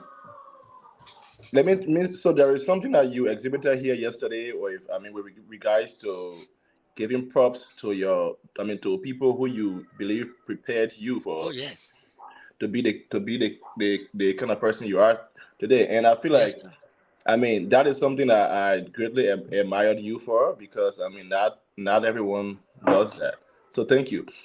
I don't have any question for you. I just want to say thank you, because this indeed shows that this is your area of expertise. And last night I was not very pleased, but tonight I can assure you that you have satisfied whatever question I may have had. Thank you. Thank you. Oh yes, well, it's the law. I want to mention something to you, Mr. Nelson, and for the rest of you all, please, when you all start to talk about the Robertsville Highway and the accidents that take place, the two people that died recently at the Robertsville, my wife know the family members as well. I would like you to kindly call me into it, because I have a lot of input that I can give to you all for traffic safety and the responsibility of the road builders. And I want to say to you all that I feel very strongly that your platform, when used in a way to generate solutions void of politics, solutions to crime, traffic, public safety, because the summertime, people go on the beach. Do they have lifeguards there? It's the responsibility. I used to write on public safety in the community during SKD time and before. So please call upon me, because I have some information that I can give to you all that you all can make use of. Please, because we've had professional traffic officers in Liberia, Chief of Traffic John Wallace, and others. Professional people, who understood the job and the passion they had for it, and they are not being recognized. And they should be recognized. Those are the people who sacrificed their lives we had motorbike escort. That thing they had for President Boyka, that thing from Ghana, that's not motorbike. That play thing. Our officers will use Harley Davidson, man. When you saw them with that motorbike, you said, "Man, come in." Yep. So, Mr. King, just before we let you I'm go, sorry. I'm sorry. just before we let you go, I've been trying please, to pull up something. I've been trying to pull something very important up, and I think it's ready now. I want us to take a brief look at the charges and the specific portion of the penal law of Liberia that is being quoted, which, according to the investigators, was violated by Sam Conway. So the first one they mentioned was is 14.22 of the penal law of Liberia. So if we move to 14.22 of the penal law of Liberia, there we have it before us, 14.22 offensive touching. And it says, because I'm coming from a place where I want us to get at what the punishment would be, for the individual. So it says a person who 14.22 offensive touching under the penal law, a person who, with the purpose of offending another person, not a member of his household, by any means strikes or touch such other person, is guilty of an infraction for which the maximum fine shall be $25. Okay. So that's the offensive touching there. So that the first one they charge. Okay, wait a minute. Wait a minute. Hold it. Now, let me go on the defense counsel. Yeah. You see, yeah. Oh boy. Let me go on the defense counsel side, because you see, I work with. And I want to say the guy need a lawyer. You want to say the guy need a lawyer? You want me to keep this up, or you want me to take it down? No, because that particular law, the quoting is flawed. That's the reason why the public want to come in. So what I want to say is this. Can we hold on a bit, because we will come back to the next charge. Okay, that, what I say is being leveled on this gentleman by the investigators. Okay, the word there is offending. What does offending mean? Because we're coming down to the intent now. What does offending mean? Did he mean to offend someone? Or I just want to be able to... Oh, I just was so happy. I just wanted to touch the president. Oh, because I just wanted to touch the president. Is that offending? No. Because you see, I told you the elements of the crime has to be shown one by one. And if you have a good lawyer, I said it. You have a good lawyer, he says offending. My client was not offending. You see, and let me explain something to you again a little bit.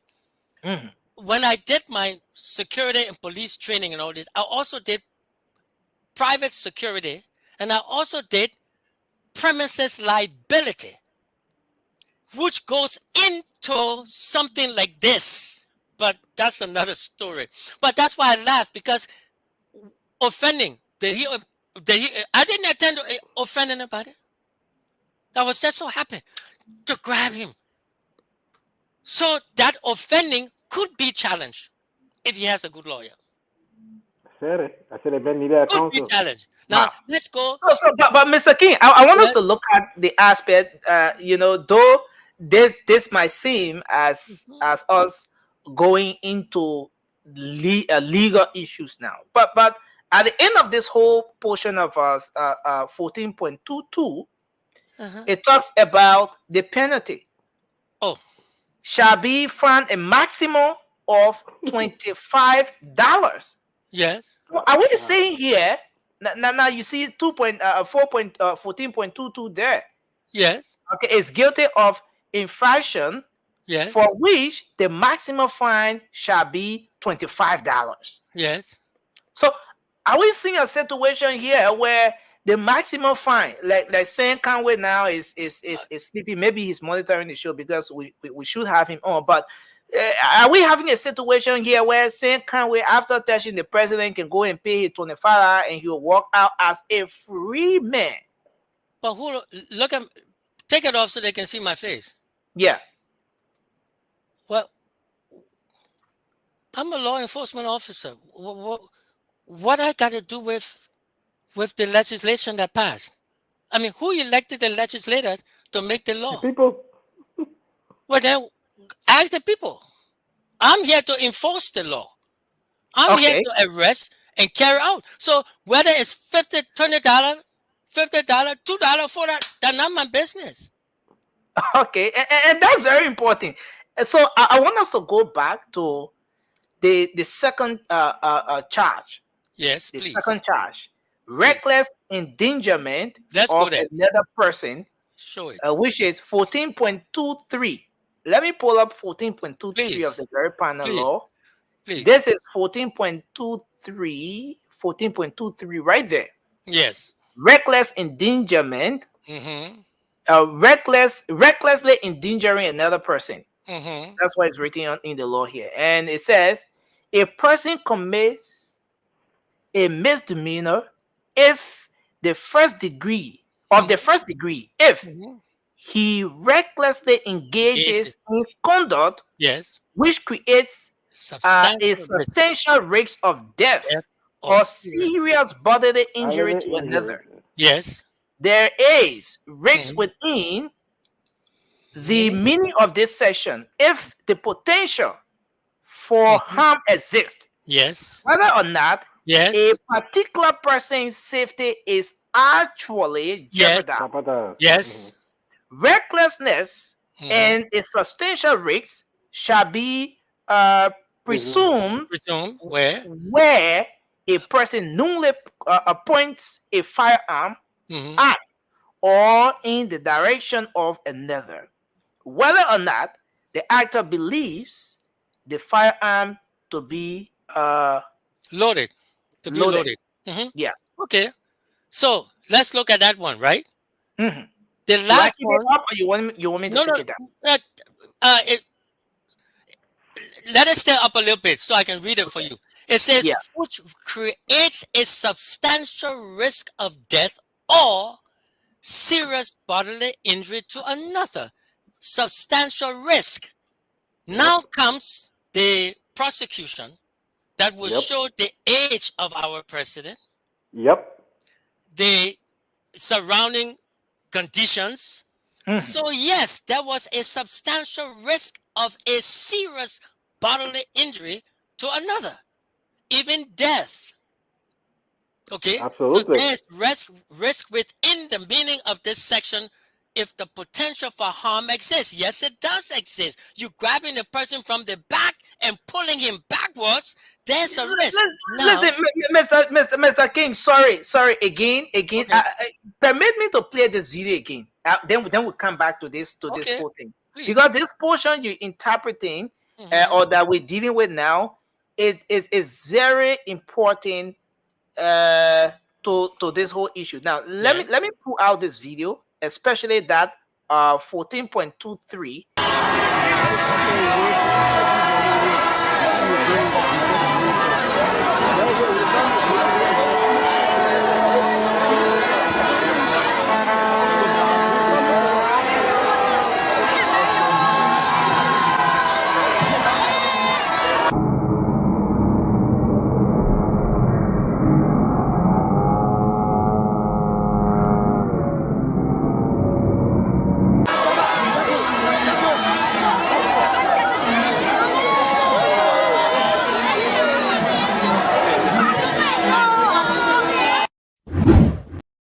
Okay.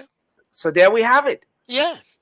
And there's a potential risk because when he pulled the man back, he could have a hard pace. He could have a pace in his eye. I don't know. When he pulled him back, you have created a substantial risk of death or serious bodily harm. So right there, that's why I said the elements now, what the prosecution will have to come up and show the condition of our president, his age, and he will also bring forward that if someone at that age falls backwards or pulled backwards like that, a substantial risk of death or serious bodily harm could have taken place.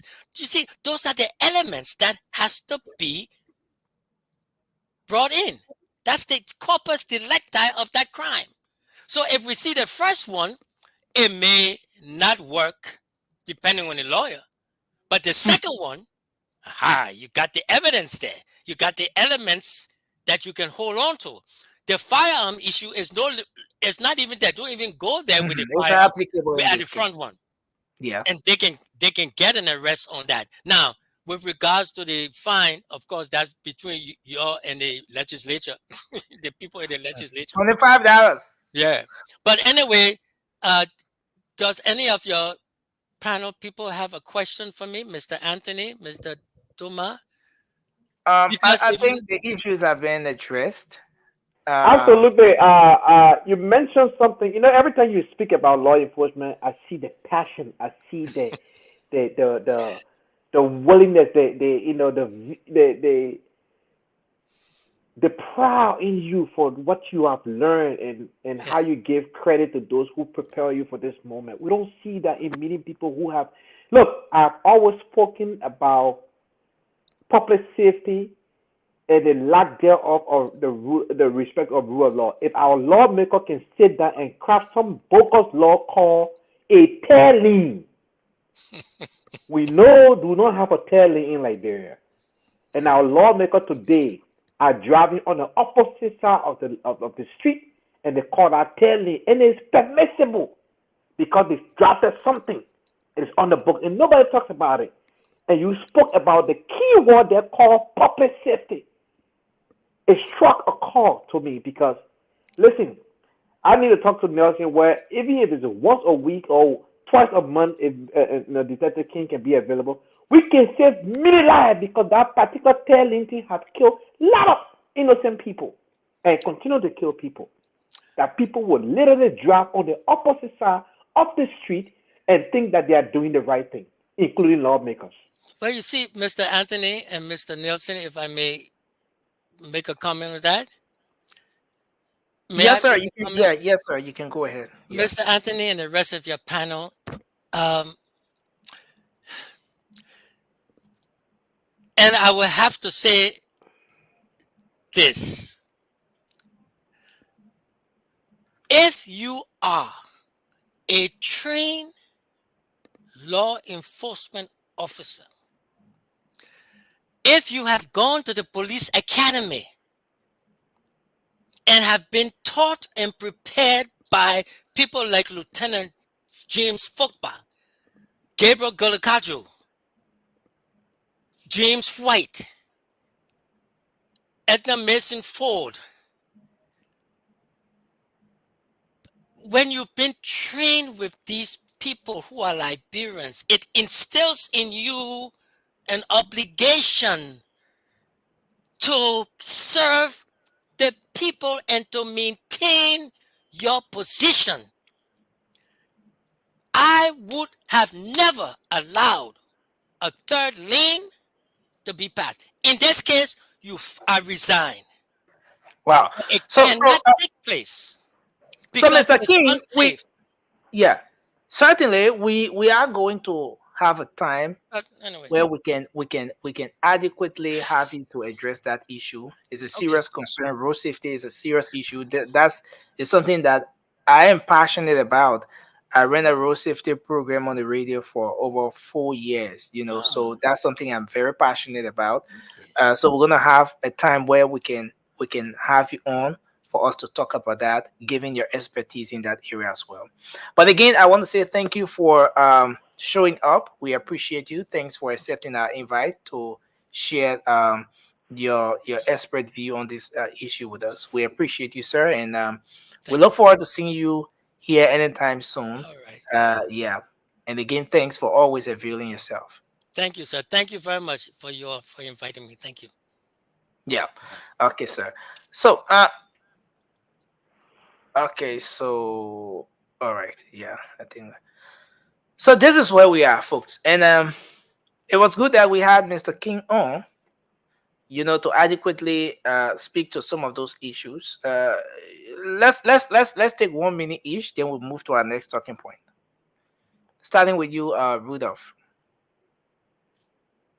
Yes, Nelson. Like I said, when the learned Mr. King was here, I mean, I am impressed. I mean, when he was speaking, you could see that indeed, this is a place of this is a place that he has expertise, and I think he touched on everything that I would have had question about, or I would have had second thoughts about. So I think yeah, he did great, and he left no room for questioning or any further critique. So yes. Okay. Yeah, Bobby. Yes, like Rudolph said, I think Mr. Kim said it all, but I think what I will recommend to the EPS director, that if you clearly look at the video, you will see that all the EPS guys, they were just focusing on the president and who he was, those people that he was shaking their hands. They were never paying attention to the crowd and things like that.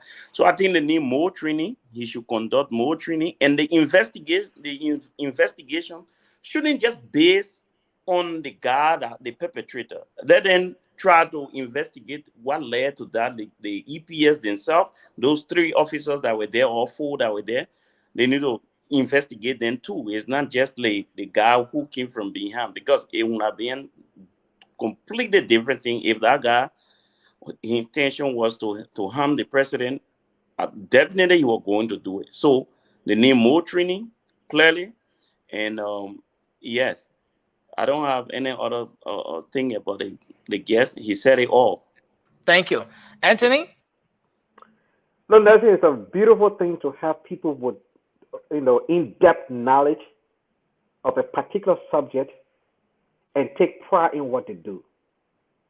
There is a tendency in Detective King, whenever he comes on the show, he tries not to mix politics or put personal feelings or sentiment into his expertise, right? He always approaches the subject matter based on the topic on the discussion and based on his profession. You know, and many a time we find individual, trying to do too much and do the wrong thing.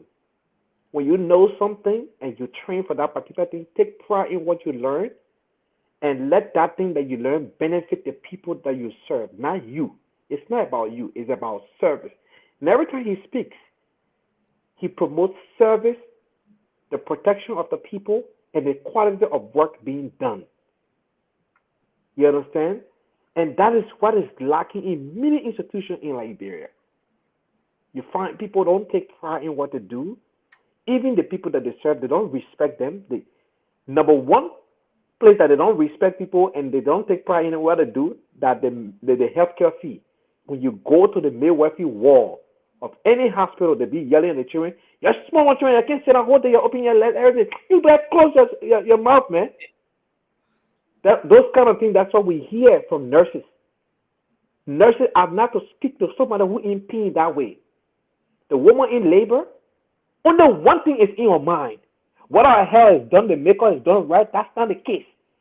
Push this baby out of me and let me have my bouncing baby. What a ball get. But I don't know if these people took out of office to uphold their duties. They talk to people anyhow. Detective King takes pride in what he does. And you saw how he approached the law just now. The first 14.22 does not apply because it's vague. And I spoke about this guy having a lawyer because I am not a lawyer, but I saw something that I didn't have, clarity of, and I think the best person that can help me in this case is the lawyer. We are now seeing our Liberian prosecutor making the case for the state. You saw in this case, 14.23 gave the prosecutorial team a power to make the case for the state that, yes, indeed, there is probable cause here. There is something, the president's life was at stake. And he also made a case for the defense team on 14.22 that that's not much there that it can do. If this man have a good lawyer, he can walk free. You see how the law plays? It can work both ways. It can work for the perpetrator. If it's not solid enough, there's not strong evidence to hold that person, you can't hold them, not because they committed a crime or because you feel.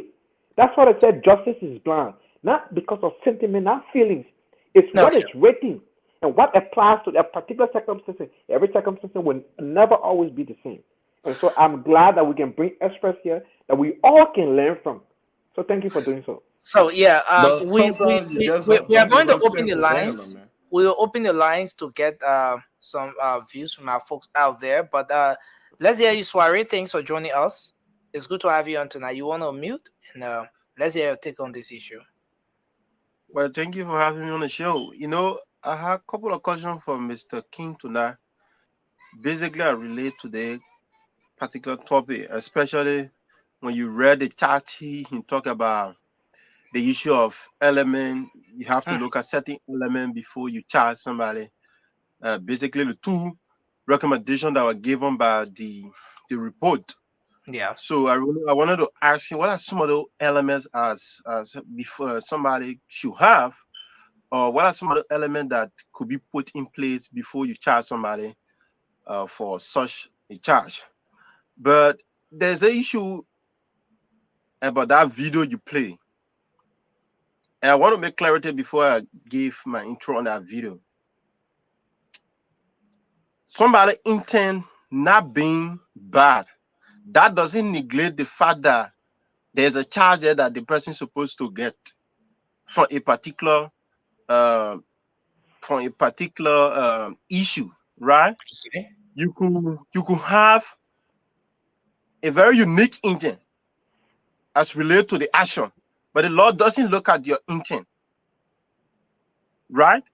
The law doesn't look at your So you're going back to the recommendation now, where they said they established that the individual. What is his name? I can't see a name to it. Sorry, but I think Detective King answered that question though. Sorry.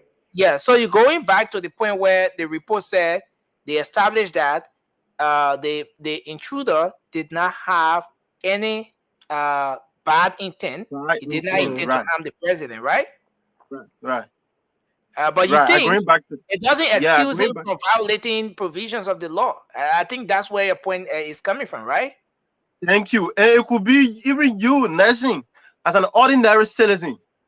If somebody having to hit you with no bad intent, come out and say there's no bad intent, you have the right to take in your court and say no.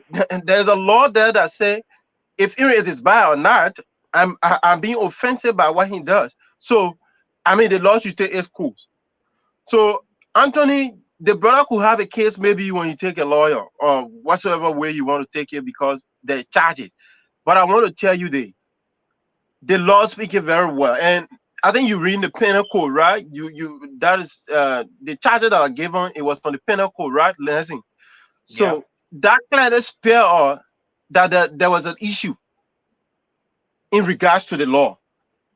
So I don't want to believe in my mind that brother, he has already said he did it with, honestly, he came on the platform, he told us that he did it with no bad intention and he wanted to touch the president.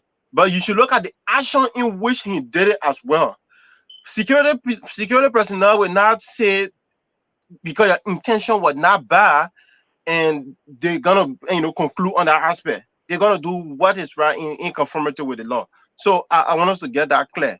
So he might not do it with a bad intent. For me, I honestly saw it like he was honest. He told us that he's willing to unveil himself to any investigation that which speaks volume and all the stuff. But again, from the security standpoint, they will not see things that they might imply the law. So that is just my intake on this issue. Let's see if I made 30 seconds. I was implied in his. On a radio and somebody implied something. We gotta clarify that. We want to make progress with this discussion, but Anthony, take 10 seconds quickly. So no problem. So sorry. I didn't say they should not charge a man. What Detective King spoke about, I just lay emphasis on that. That is the law 14.222 does not have a strong weight to to hold him. However, 14.23 clearly convicts him. And he spoke about the defense lawyer having a chance here, but on 14.23, it's the prosecutor, it has the prosecutorial power, so that the prosecutor, which is the government lawyer, has a strong case against this perpetrator. And that's what I spoke about. So I didn't give you any leeway. No, I didn't actually say So guys, we have to. I don't want to make clarity on that. Let's do this. Quickly. The asset recovery team, yesterday. But you need to make me clarity that. Guys, we have to move on. That we don't want the back and forth. But the asset recovery team, no, sorry, can bring politics into everything.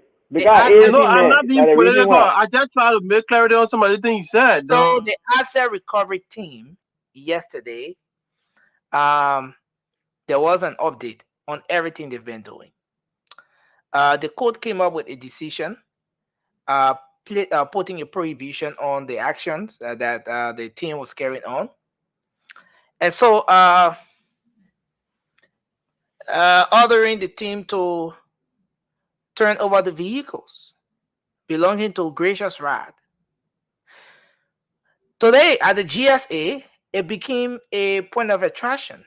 So many Liberians stood by, some in favor of the action, some against the action, the latest decision from the court, but they stood by and watched as all of the vehicles, the fleet of vehicles that were confiscated or seized by the asset recovery team, drove out of the premises of the GSA. Not just that, but we also watched the former police IG, Colonel Patrick Sudo. We watched him leave the premises, and I want to share this real quick.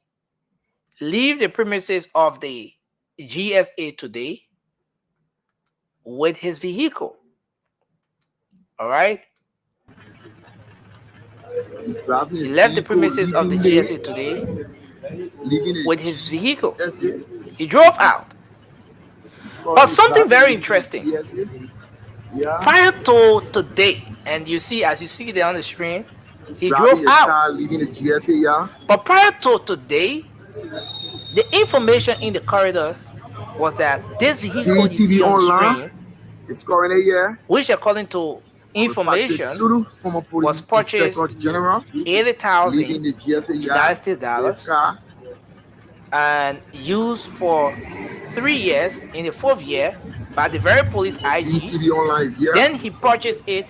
Now, prior to today, information in the corridor was that he purchased this vehicle for $3,500 to $5,000 United States dollars after 4 years of using this particular vehicle.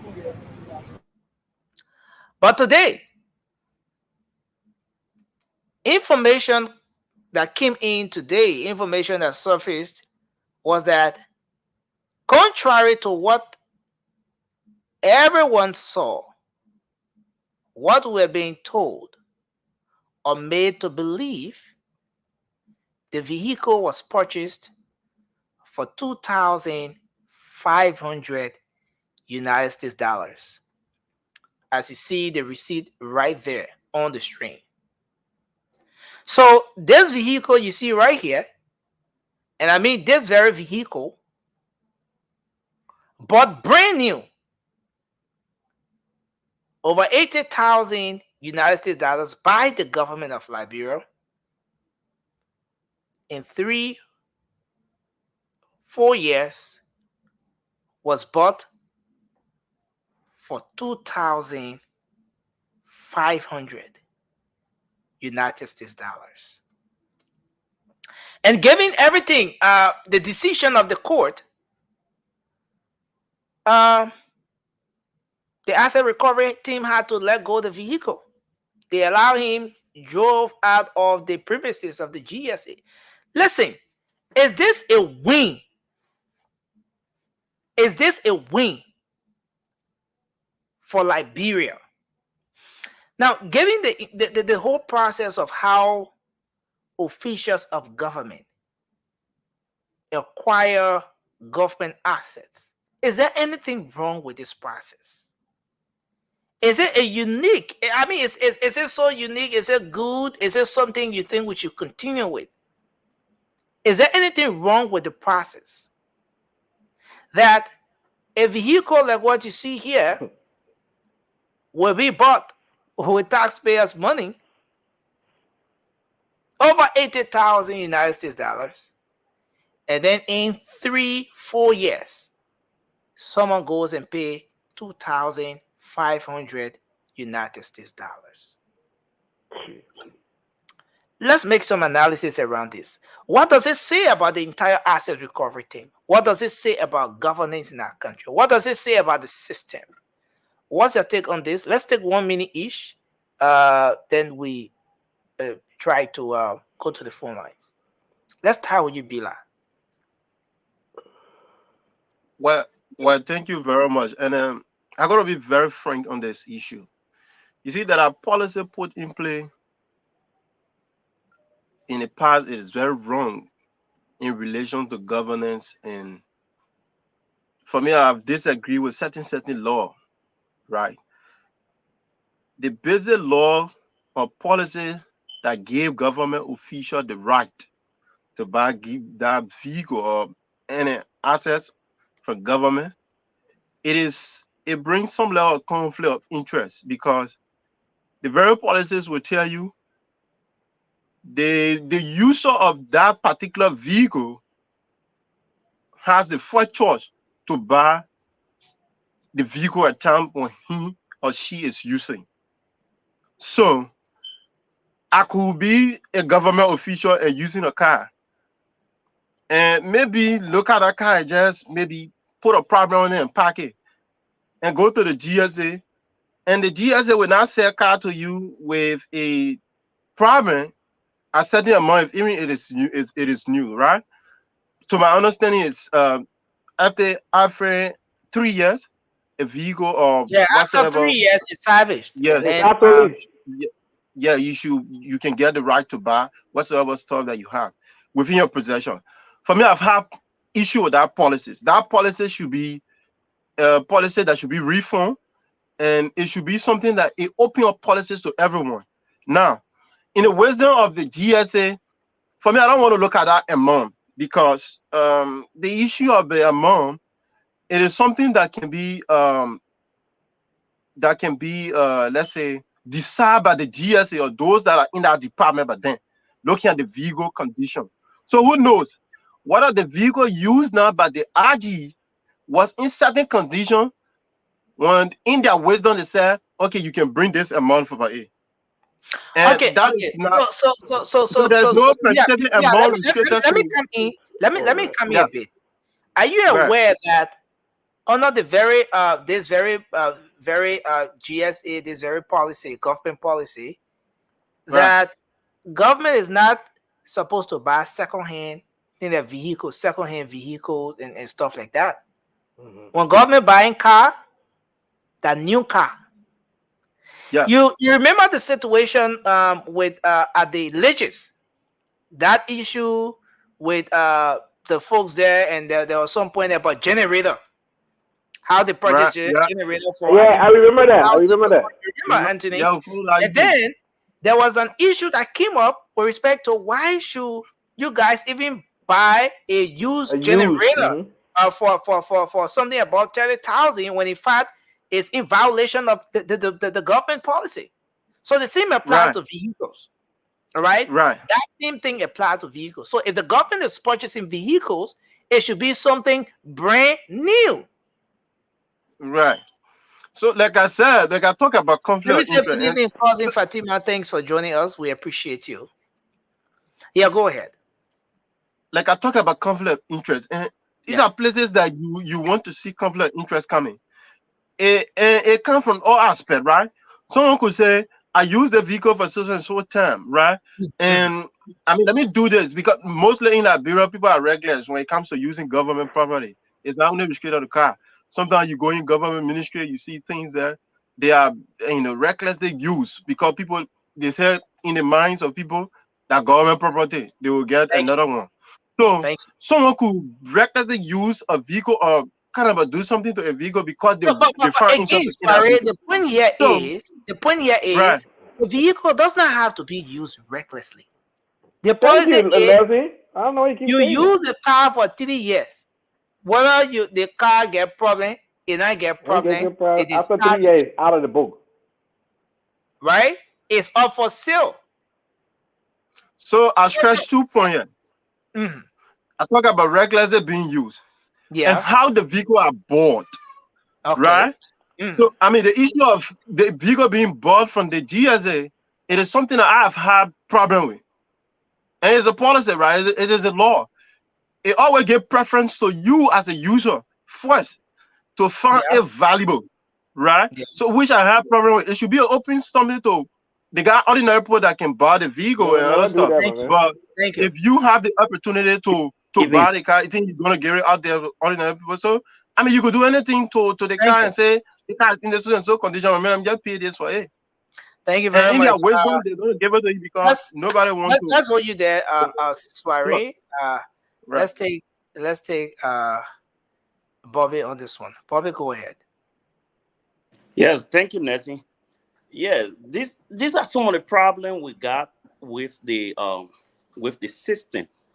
You know, the asset recovery is good, it's very good. We all applaud that, but the way in which they would do it, that will cause the problem because the first steps they took it weakening and carrying that credibility down now because the next time they go, if they not do the proper step and the Supreme Court goes after them and say, oh, you got to give it back, that's the public will lose trust in them. That's what I was saying from the beginning. You cannot arrest criminal and put him in jail and say, go bring evidence that you are not criminal. The law doesn't work that way. You should have your evidence in your hand. And now, based on your evidence, then you will go after those guys. When you get a car now, then you tell the criminals that this is my evidence. Go bring your evidence that will debunk mine. That's how you do it. But if you want to be the judge, at the same time be the enforcer, that's some of the problem right there. About the policy, buying car, we shouldn't even be buying car for government official in the first place. Liberia is not, we haven't even reached that step yet. That particular part of buying car for government, for me, government officials, I'm totally against it. And not to talk about the policy that you will go buy 80,000 car, then you will be the first buyer after 3 years. Why if you take good care of this car? You don't want to misuse it, and after 3 years, just for you to come pay two. Look at that car. Somebody is buying that car for 2,500. That's complete corruption. This is the thing that exploiting our country. That's why I said, until we can get rid of if you go to the hospital, for instance, and you got headache, the headache is caused by malaria. What will happen is the doctor will treat the malaria, then later on they can give you Tylenol for the headache. So the policy that makes those guys to corrupt, to even take government cars, then people be running after them. We have to get rid of those things. We have to close the loopholes within the government. That's the malaria. The loopholes that gave those guys a chance to corrupt. When we close that, because now what the rescue mission doing now is another government comes in, they will create their own task force. We pay them 1.9 million to go after government cars. We're not setting a system to track government resources. Government cars, how many government cars we get in the system, how many were sold, how many was not. So if we have that system, we won't even be running behind task paying people 1.9 million, then they be standing in the street or getting documents for But it's very key to note here that the payment or the function of the asset recovery team is not restricted to the seizure of vehicles. Yeah, I totally get it. But we gotta look like I listened to Rudolph one time here. We gotta look at a bigger picture. Those guys stole millions of dollars. I think we got GSA in the country. We also got police officers in the country. I think the asset recovery should be focusing on the bigger picture out there. Because now, look, like what happened now, take the Supreme Court override them, and now people getting to lose credibility from them. Okay. Thank you. I don't think they override it. I don't think that's Thank a good term to say override it's it. just more like pausing the whole thing. Let's sit down. We'll talk about how we'll do the thing here before you can start it again. You know. Yes. Yeah. But let's hear from you, Anthony, and then we take Rudolph. Look, Nelson, in all fairness, right? Liberia's biggest problem are the government officials. All right. Listen, this is a whole clique. All those people who work in government. Look, that car, under no circumstances you will buy that car $20,000. A Land Cruiser is the biggest SUV for Toyota. You understand? That car was never sold to ordinary people until 2001, 2002, if I'm not mistaken. Because first of all, only used for release purposes only by United Nations. Land Cruiser, Toyota Land Cruisers. All right? And then later on they started releasing it to the public and whatnot. That, you talk about luxurious car and high performance car on that road and any other place, that car can do both. It can give you high performance and also give you luxury, right? Now, 3 years for a car over $80,000.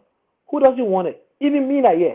You tell me to buy a car $10,000, $15,000, even $20,000. I would try my best to get a car for $30,000. I would try my best to get it because I will not find a car like that for $30,000 here.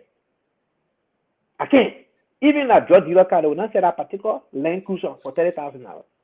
You at least above 45 something for the year now. Let's look at 3 years. I'm not talking about more than 3 years. Less mileage, less than 100,000 miles on our car, right? For a country like Liberia, where the average Liberian citizen only looking for $1 US to survive a day, then you get government officials driving in this kind of car, and we say, "Oh, we'll fight corruption." The corruption starts with our lawmakers. You know how that thing is done? There is a voucher that every month out of your salary, thanks to Senator Darius Dillon, we used to have a class before class reloaded started. When Dillon first began senator, used to have a class. He spoke about the same government car retention thing. They take the money out, and Senator Dillon, if I may simply correct me, yeah, they take the money out of that salary every month that goes towards the payment of the vehicle, because based on the value of the vehicle, when the 3 years expire, each vehicle has different price, right? Each vehicle has different price. They will say, okay, this vehicle in 3 years time, it will be obsolete. The government will have to replace all the vehicles anyway, so your car will be this. Some of them can say, you know what, at the end of the 3 years, I will pay the money cash. And some people can say, you know what, take it out of my pay. So they fill out the voucher and they take it out of that pay. By the time that time comes, they go through the proper process, like the IRA flag receipt you saw with Patrick Sulu. They will give it to them. Legally, they own that vehicle. Now, the question is, Liberia cannot afford to buy this kind of vehicle every 3 years. We're talking about millions and millions of dollars, over $50 million spent every 3 years for those vehicles. Why you can't retain the same vehicle? If that policy was not in place, this new government will have that same vehicle issued to other government officials. But you see how selfish Liberian leaders are? In all fairness, Anthony, let's take a look at this. Yes. In the case of Colonel Patrick Sulu, whose vehicle we displayed, should we blame him or blame the system? I blame the system. It's the system that enabled them to do this. Look, Nelson, the representative in America lasts for 2 years. Government don't offer them one single vehicle. You use your own Uber to go to work, or you use your personal vehicle. Barack Obama had a what? When he was then senator, he had a Chrysler 300. That Chrysler price only went up because Barack Obama drove that car. The option A, all right. But it's not because the car value; it's because of the person who used the car. So that big dealer to use the car that Obama sat in, right? So the price went up because they were bidding on it. But I can tell you for a fact, in America, senator don't get car. Government don't buy car for senator. Government don't pay for senator car article house rent. It's not part of that provision that they get. They get other perks, but that's not part of it. A small country like Liberia, why should we do such thing when we're struggling and begging and seeing people, and then the people sitting there right there and seeing our people behaving this way? Thank you. Thank you, Anthony. Rudolph, let's hear you finally, then we'll go to the phone lines. Yes. So first of all, I'm going to start by providing some clarification on this, because I think the audience need to understand exactly what this law is about. So first of all, so this law, when this law came about, the rationale behind this law was that vehicles that are given that are always having issues, mechanical faults, and the government is spending more to repair them, should be sold if the fault, vehicles were fault after 3 years. So that is to tell you that the law is not telling you that after 3 years they don't use the vehicle anymore. No, that is not it. Vehicles that are having mechanical issues can be sold after 3 years. There are some vehicles in the government that the government use for more than one term. They use vehicles for that. But so that was the rationale. Do I agree with it? I agree partly, but I think where our default is that when you are putting them out for sale, you should not give first preference to the people in government who use those vehicles, because then it shows that they can do anything to it because they have the first chance to buy it. And also, second point of information, I'm not sure as to how authentic this information is, but I think it was last night. I was going through Facebook and I saw this car. Someone posted this car, I think in defense of Patrick Sulu. The person posted this car before Patrick Sulu bought it. It was actually white and it had no bumper in the front, no bumper in the back. When you see the car, it was bad. It was in a very bad shape. So when he bought it was when he did some work on it and even turned it into black. I am not saying that was fact, but that was what I saw. And I was looking for that picture on my laptop because I am using my phone for this thing, so I cannot go on Facebook to get it.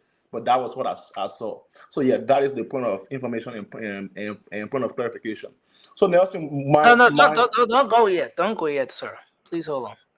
So you are saying, number one, that the color of the vehicle was changed from white?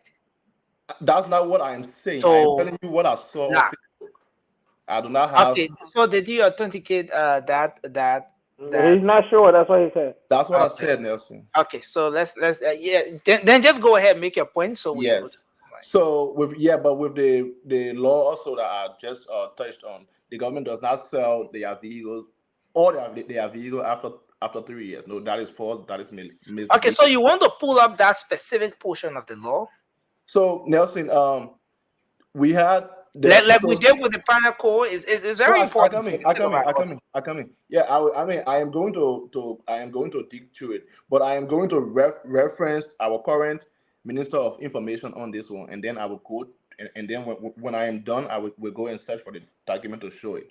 So he was the one because it was during their time in government when this law was established, right? So he said that the law was that because government was spending too much to repair vehicles, so that is why they chose to sell vehicles that had issues Yeah, you know, Rudolph Assad right next to the information minister Yes, here. you were there. In Good. this very studio, Mhm. when the information minister explained that issue from Genesis to Revelation. Yes. Right next to him here. Good. You know, and like other laws, Yeah. we have so many laws on our book in this country with very good intent. Yep. If you go back to the Councillor Brunskin who said during that 2017 election saga that reasoning is the soul, soul, soul Yeah, yep. law, right? If you went back to most of our laws, take for example the code of conduct. Conduct, yep. Take for example asset declaration. The soul of that law. I'm not a legal person. Let me put a disclaimer out there. But Nelson, let me just say this: I'm not defending though. No, I don't want it to no, be I think Nelson is making a different point. Go ahead, Nelson. So I'm not saying you defend it, right? I'm just trying to maybe provide more information on what you're saying, right? So you take for example asset recovery. We have it written black and white that before you take office, you must declare when you in office. You should declare when you promoted after 3 years, and then we leave in office and everything. There you go. But I think you should mute Anthony because I think he is distracting. Okay, Anthony, can you mute your mic? Anthony, my man, we don't have. He just doesn't like my voice. I'm not saying anything wrong than what Nelson is saying. No, but you are making noise. Let's say you should mute. Can mute? You just hit my voice. Thank you. That is noise in the background. So yeah. So very good law, very good law. But the real intent there is to foster transparency and accountability. Mm-hmm. The real intent there is for the Liberian people to know how much their official coming into government with and how much they're living with. That way, the layman down there can be able to compare 1 and 2 and be able to know exactly as to whether this official was corrupt or not. But what do we have today? Majority of the official of government will not declare. So Nelson, you just coming out to tell your No, I'm coming. No, you will make a point. Majority of them will not declare. So many of them will declare, but will not make it public. The LACC came up with a whole list of ex-officials of government who left government without declaring how much they were leaving office with. Majority of them did not declare when they were entering government, and they did not say how much they were leaving government with. And some of the issues have already started creeping into where we are now. So I mean, that is just to say when it comes to these laws and stuff, we have very beautiful ones on the book, but the implementation, especially to meet the actual intent of those laws, is one of the lapses we're lacking. Okay. Yeah, you just want to conclude, then we. Yeah, so I am going to conclude now with the case from the asset recovery team and the Supreme Court or whatever. So Nelson, I'm going to attack this in two folds. Yeah. So the first one is that we are now beginning to see that we have a government who we have an executive who abides by the law of the land as compared to what we had in the past, because this exact same thing was done when Mr. Weah took office. They seized vehicles and they asked for proper documentations, and even when those were provided, those people who vehicles were seized did not get their vehicles back. But now we are seeing we are seeing something different. We are seeing people going to GSA and walking out with their vehicles. I think for me that is progress. But then the second part is this, Nelson. There is something called a public buy-in. When JMB won this election, I mean, he had the public buy-in. He had that. The public believed in him and they were ready to support all of his agenda and all of his policy. But then when you begin to start treading on such a path and going to the Supreme Court and having them overrule or tell you, say, give people their asset back. What that does is that you start to lose integrity with the people. And then you also start to validate the argument of the opposition that this is a witch hunt. Because now they will say, oh, you see, the Tofina wrongly. Because we have to understand, though, not everybody in our country is as educated as maybe some of us on here. Some people don't even read those reports. Some people run away or run with what they hear within the public. They say, oh, the woman got her car back. Patrick got her car back. These guys came with anger. These guys came with so much hate, and now they are being made shame. That is what we are afraid of. This is our government. We supported this government, and this process is well intentioned, or it was well intentioned. That is why that day I came on here and I beat on them. You should have tangible evidence. You should have done your investigation and have all evidence within your disposal to prove that what you are taking indeed belongs to was not gotten legally. So that even when this man takes you to court, you will come out victorious. And because when you come out victorious, then you gain the trust of the people more. The people they will even believe in the process even more. So that is the fear that we have. And guess what? Just the same fear we express, we are seeing it happening today. People are saying, oh, yes, indeed it's a witch hunt. Oh, yes, this government, this whole process, it was meant to hunt certain individuals, which is not true. But how can we convince the public now that it's not true? Thank you. Nezia, I didn't have a chance to speak. Yeah, but Nezia, I didn't have a chance to speak on the asset recovery. So I wanted to speak on the. You're gonna just make your points all in one when you do your because we seriously running out of time. We have to wrap. Okay, let's give our caller a chance. Oh yeah, folks out there, we want you to call in now. The WhatsApp number is on the screen. You can call, and you can also place your call on 0555 101075. 0555 is our local number. 0555 101075, and you can also call the WhatsApp number on the screen. Let's take our very first caller here. Hello. I'm speaking with Emmanuel Dwell, man. Emmanuel Dwell, go ahead. Let's hear you. We're going to let your program go talk on serious national issue about the problem and get with you. The amount of time you get us to call, go ahead, with others on the line. And whereby you take us for 2-3 hours, just enjoying it. So sorry, Chief. Sorry, Chief. Listen, we respect. If we get into the contrary, then you cut us off, or you just rush off with our correct part. We appreciate the fact that you guys stay up to watch this show, and that's something we're gonna work on to give you guys more times. Maybe 30 minutes. Maybe 30 minutes for the calling section, so that more of you can be able to participate. But go ahead, sir. No, not necessarily more of us, but each person should be given at least 2 or more minutes to make a reasonable point. 2 minutes. But go ahead, sir. Let's hear you. Man, on the radio too, man. A lot of time on the radio. Yeah, we're talking about the asset recovery thing. The reason why you think going zigzag because hello, I want to hear me.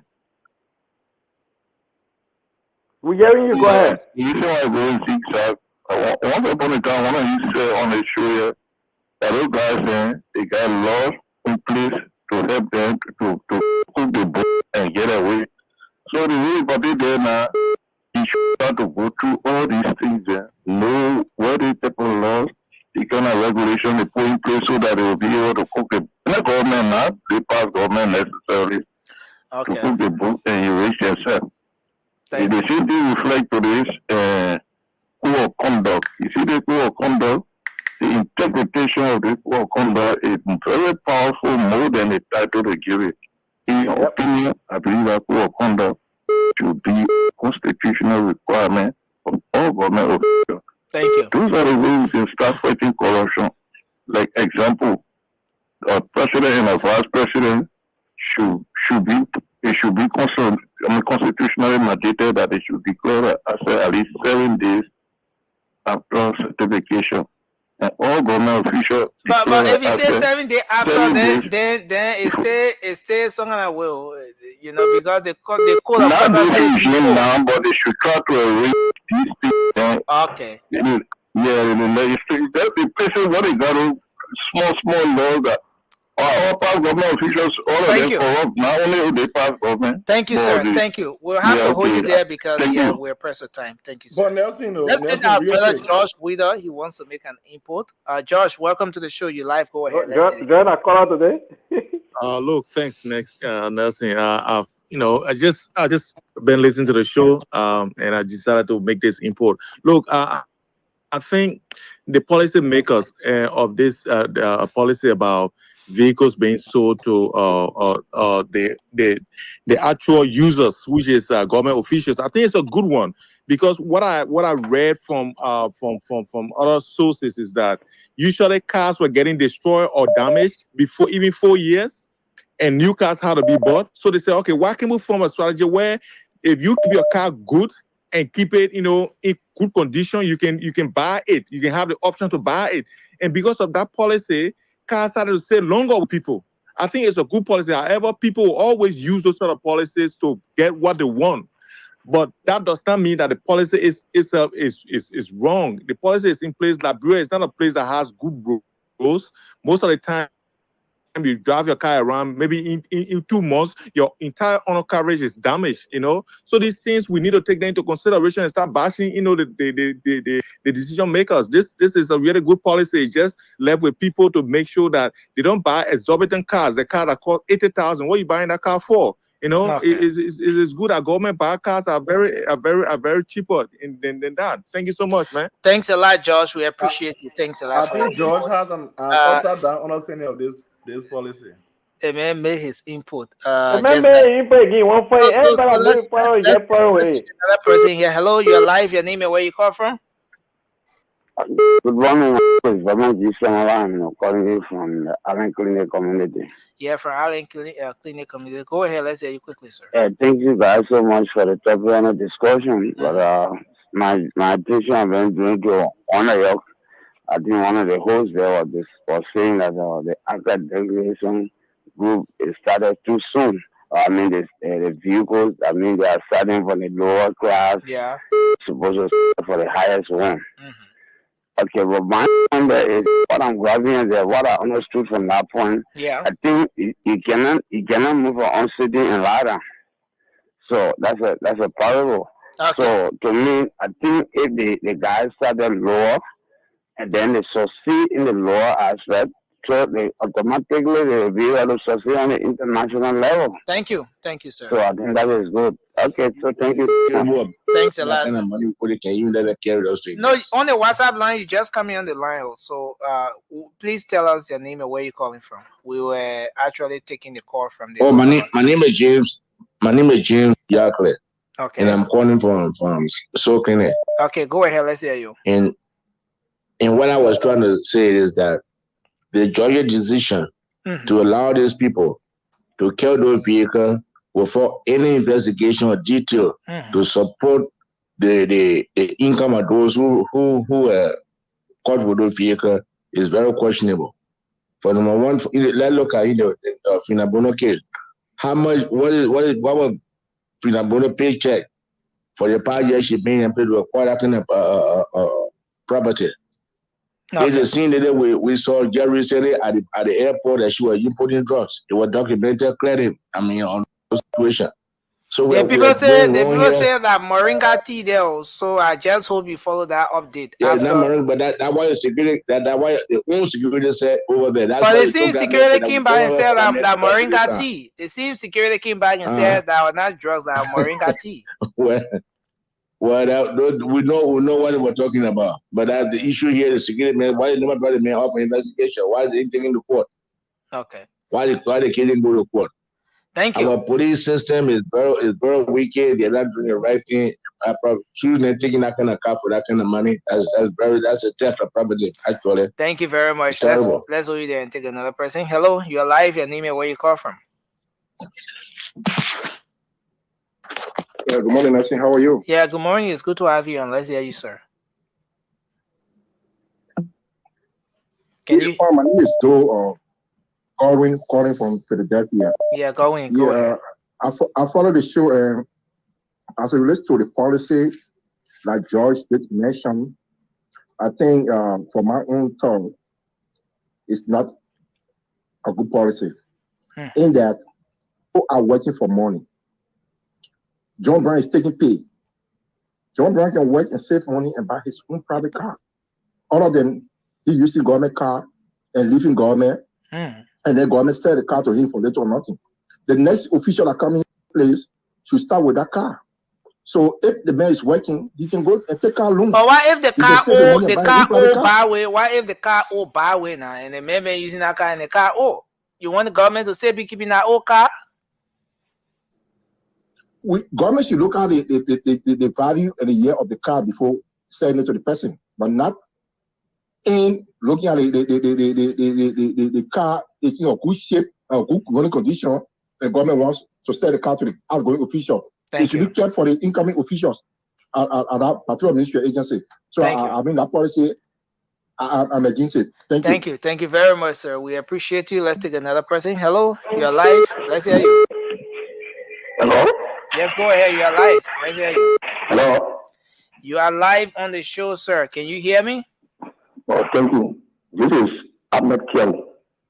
Okay, Ahmed Kiawu. Go ahead, Ahmed. Let's hear you. Yeah, I'm calling from Brownsville. Ahmed, go ahead. Yeah, I want to talk on this asset recovery. You know, the asset recovery operates on two fold. One, with evidence, tangible evidence, and another on suspicion. The car that was seized, by the GSA, the yellow vein, that of the former Inspector General. Those vehicles were taken on the basis of suspicion. Fine. The owner of those vehicles went to the court and filed an injunction. And the court gave it, because when you file an injunction, you will turn those property over to you because it will go back to Saturday. Then it will call you for hearing. So now just that is the judicial process of this country, all over the world, in every good country. So I don't know what we'll be talking about. People talking about which one we should know. When you go to the court now, you are going to establish how to go to a car. Thank you. That's it. Simple. Thank you, sir. Let's hold you there and take this call. Hello. Hi. Hello. It's good to have you on the show, ma'am. How are you? Yeah, I'm good. And you? Yeah, we're doing okay. Okay, thank you. I follow you, Paul. I like to follow you in the evening. At the only time, each chance. Okay, this asset recovery on cars. Which regime cars the asset recovery team trying to rescue? Which regime? The asset recovery said they're going 6 years back. Oh no, because I can remember when we took over 2018. When we took over. When you say you took over, okay, you're a sedition, right? Yes, I'm a sedition, and I was working in the commissioner office, Johnsonville. Okay. I keep saying it. Okay. So when we recruited, when we were employed, we had no car for our office. So when Mary Brown went in the street, she will put in the street to get all the government cars. We thought maybe we were going to get one. 1 month passed, 2 months passed. We went to our representative, Jimmy Smith. Jimmy Smith said, no. The government is saying, the Georgia government is saying you should buy your own car. We should buy our own car because the country needs to be developed. So he's not going to give car. I don't know about the senators and representatives, but as I heard, it affected them too. We should buy our own car. So Amy, you're trying to say that under the CDC government, people were not giving car, right? I don't know about the senators and representatives, my son, but I know about the ministers. We're not giving cars. But Mama, No the car that we're talking about here, the Yeah. the other former official of government get. And I on a job where government the mail working and the car you were using that it was talking about here, so You mean the police? Yeah. Inspector General? Mm-hmm. Yeah, that car. I think it was from my Helen regime. No, the car was not from my Ellen regime, Mama. The car that the same police IG were using, Colonel Patrick Sudu. And our President Joe we are appointed Colonel Patrick Sudu. Yes. So that the car that the government bought for Colonel Patrick Sudu worth over 80,000. That was they said to him in 3 years' time. And that the car we're talking about also. No, But then he was blessed. Oh, you were blessed. He was blessed. He was blessed, Nancy, because the commissioners, the superintendents, they said we should buy our own cars. Oh, but maybe because you're down to that level, the BB people that are up there near the president, like people that are buying car for. But thank you very much, man. Thank you, I appreciate the superintendent. So we never had cars. Thank you, Mama. The commissioners, the superintendents, no cars. Thank you. We had to buy our own car. Thank you, Mama. And how do you call it, a car? Almost like in the form of taxi. Okay. Thank you, Mama. We appreciate you. So when we had the Finabado company giving car, we even went there, but the process was too long. You have to pass, the way we left it. So you heard that, this, you heard that Finabado company was giving car? Yeah, we heard that they can give you car, you take your time to pay small. Because we have only that one small car in the office. So we went there thinking it was easier to get, but you have to pay. Breaking news. So you were just in 2018, Finabado had a middleman. So that which year Finabado company was giving the car now? I can remember it started 2020. So that who gave a car that Finabado company was giving us? Since your commission, it's very good. One thing I love about you, man. Anytime you come on the show, you provide good information. You gave us the information the way it is, right? So who exactly maybe imported the car? Do you have any idea as to whether that car came from any government, any of our partners that gave a car for the government of Liberia, and then Finabado company were giving that car out to people, and then you take your time to pay it back? Do you have any idea on that? No, it was not through government of Liberia. No, it was a private company at Saleh. Okay. It was a private company, but then when we're doing their business, they wanted somebody trust that someone that will be a middleman, because people wanted it to pay back. So they wanted a middleman. Thank you. A middleman. Thank you, Mama. I appreciate you. Yeah. So that only government that only government official they were giving that car to, right? Absolutely. No, it was not government official, because I can remember my neighbor had a taxi. And from my neighbor, I got this story. I told my boss, and we started chasing it. My neighbor in Johnsonville has. Okay. Thank you, Mama. Small taxi. Thank you. Yes. Thank you very much. Thank you. Is this man? Thank you, Ma Annie. So we appreciate you. People going through her, then she will put her own on small interest over it. Okay. Happy. Thank you, Ma Annie. We appreciate you, man. Thank you a lot for your contribution. One of my favorite color on the show. Rudolph, you can spoil conversation, Rudolph. Can't let the Oman talk. You let the Oman be, my man. We have to let the Oman go, because you guys just interrupting. Josh, don't read me plenty messages. Josh, I don't see all that messaging and you writing. The Oman giving information and Josh is just writing. Josh, what at this point on the show, my favorite color. I can see messages when we're taking calls. Let me take this person. Hello, you're live on the show. Let's hear you. Hey, Nelson, how you doing, my brother? Yeah, we're okay. It's good to have you, sir. So George giving the Oman hard time. No, not George. George sending me messages. He won't interrupt the Oman information she gave him. You know, George Henry, you know George is a Seditian, right? I know my man. Yeah. I watch it. And Oman giving her information and George everything. Go But ahead. Nelson, thanks for the show, man, and thanks for your panel again for the night. But Nelson, I think my take on the car for government officials. Sometimes I ask myself question. I said, do the government officials even pay for anything? Like, area? I mean, everything is free. The thing about They don't pay us, for jack. what has been done in the past, we want to continue. We have to be aggressive sometimes. Yeah. We want this country to move forward. Why are we buying cars for government officials? Now, look at the salary. You live in Liberia, everything there is so cheap. Even if you are making $3,000, you can afford to even buy your own car there. Neither to say someone making more than $9,000. That's a lot to purchase yourself a car. And these guys come to America a lot to get a car from here. So we have, look at the hospital, look at the facility, medical facilities, look at those critical institutions, the police, the drug enforcement. These places need additional funding. So it is about time that we think of cutting money in other areas and shift those budgetary lines to the places that need it. Thank you. Instead of you buying luxury car for someone $80,000, that is a waste of money. Thank you. Toyota is a vehicle that holds on value for a long time. So the car that I saw that guy driving, don't tell me that's an old car. That car, in America, that car, the guy can go for another 15 years. And he driving it around. It's a waste of money. Move that money to other areas that need to make some progress, and let those guys start buying their own cars.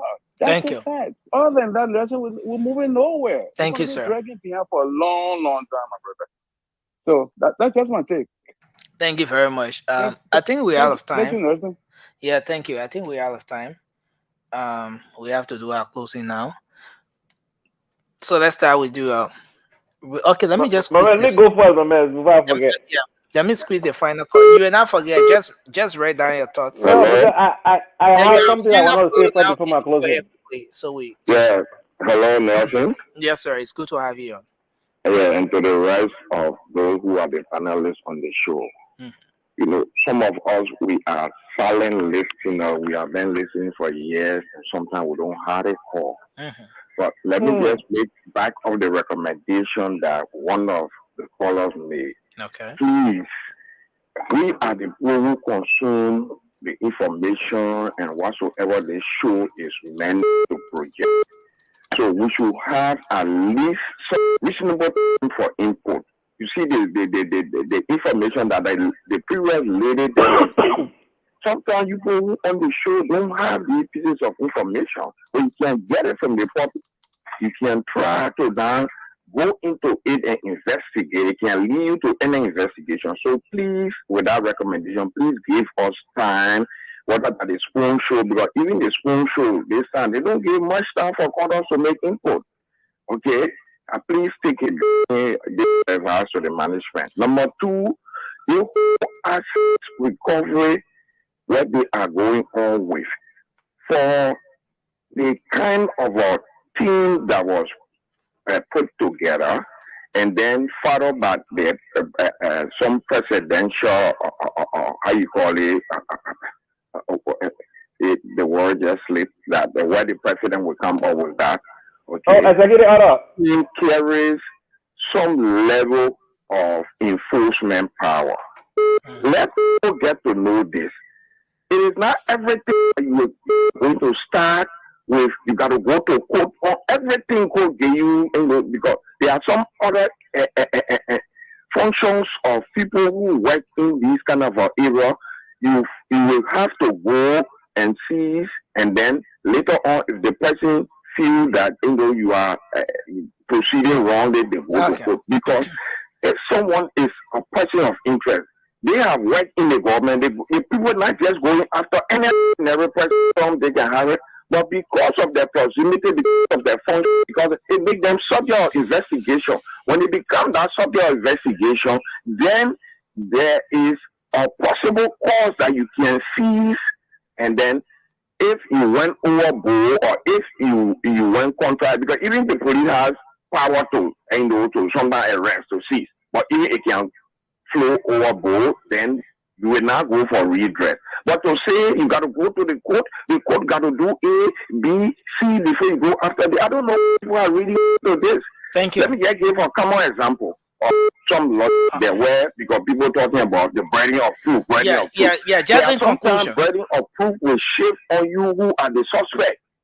Okay, like to say, if you were driving a car and then you came in the view of the police and the police saw you as the way you are driving, the suspected certain thing, they are not coming to prove whether you got a driving lesson before they can arrest you and other things. Okay. First thing, when they come, they are to ask you. You got to produce your driving lesson. Something that you bring there that you are permitted to drive. You must prove that.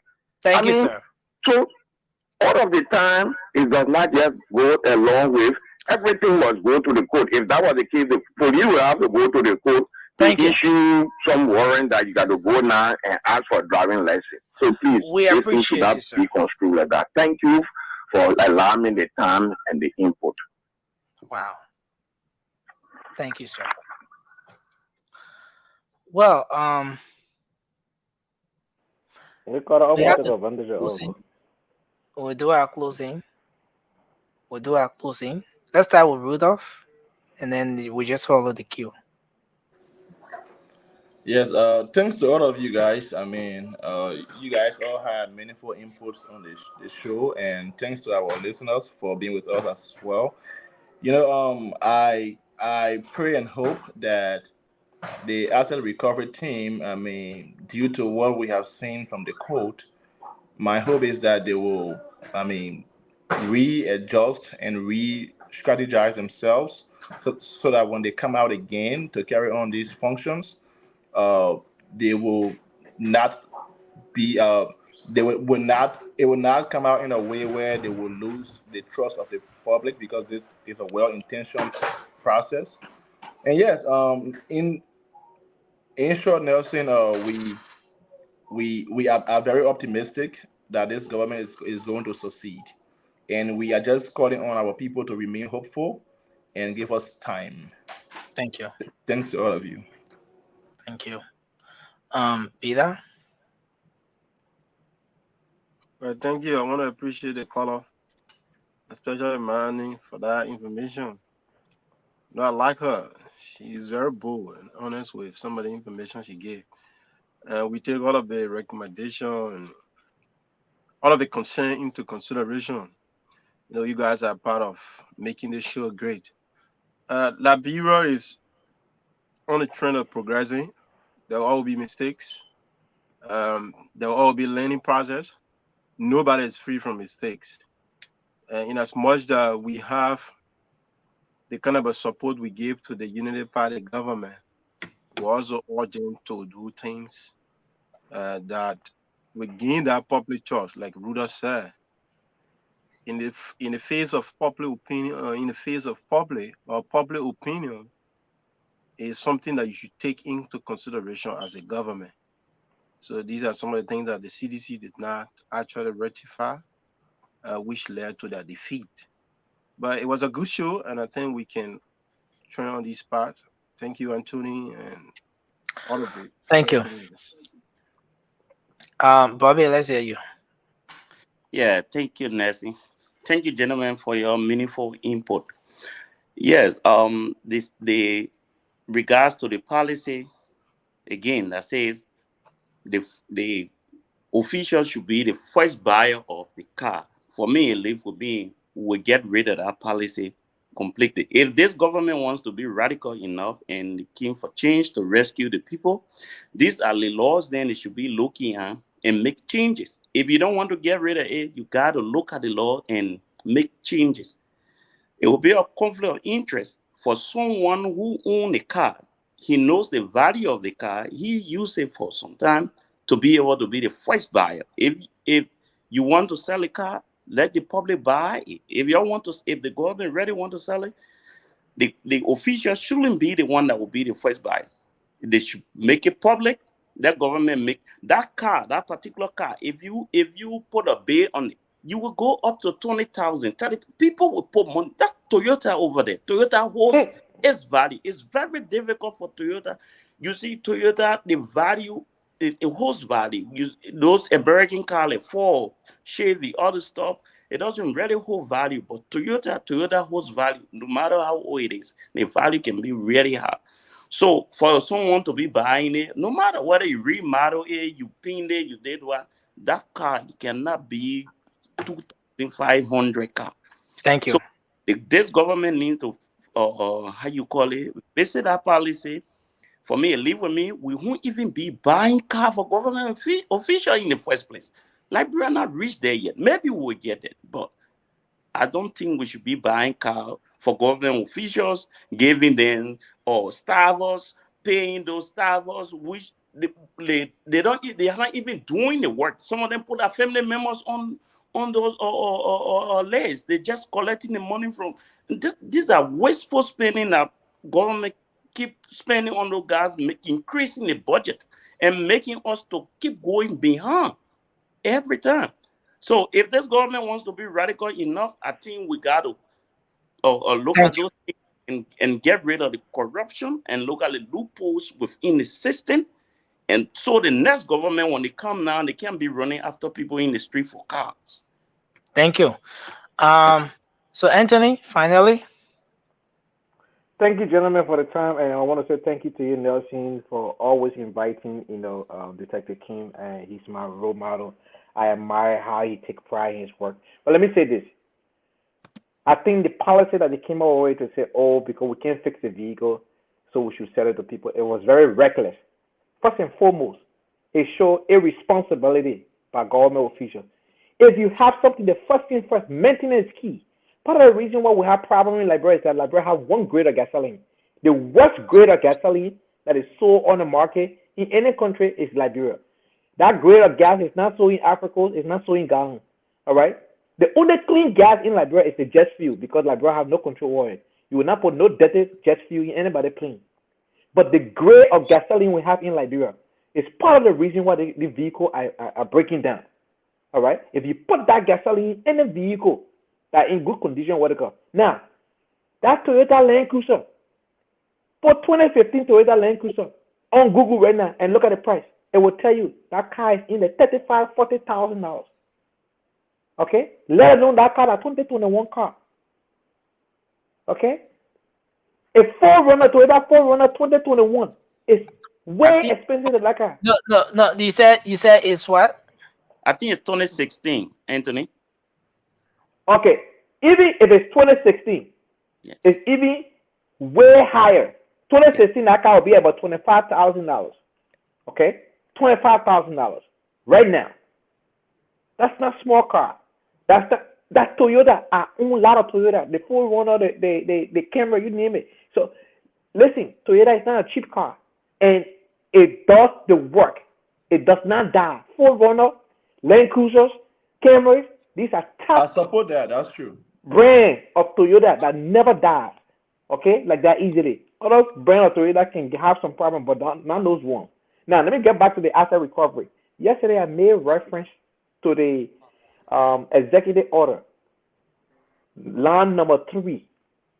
It clearly states what this guy needed to do. Look, President Bouaka is not a foolish man. You understand?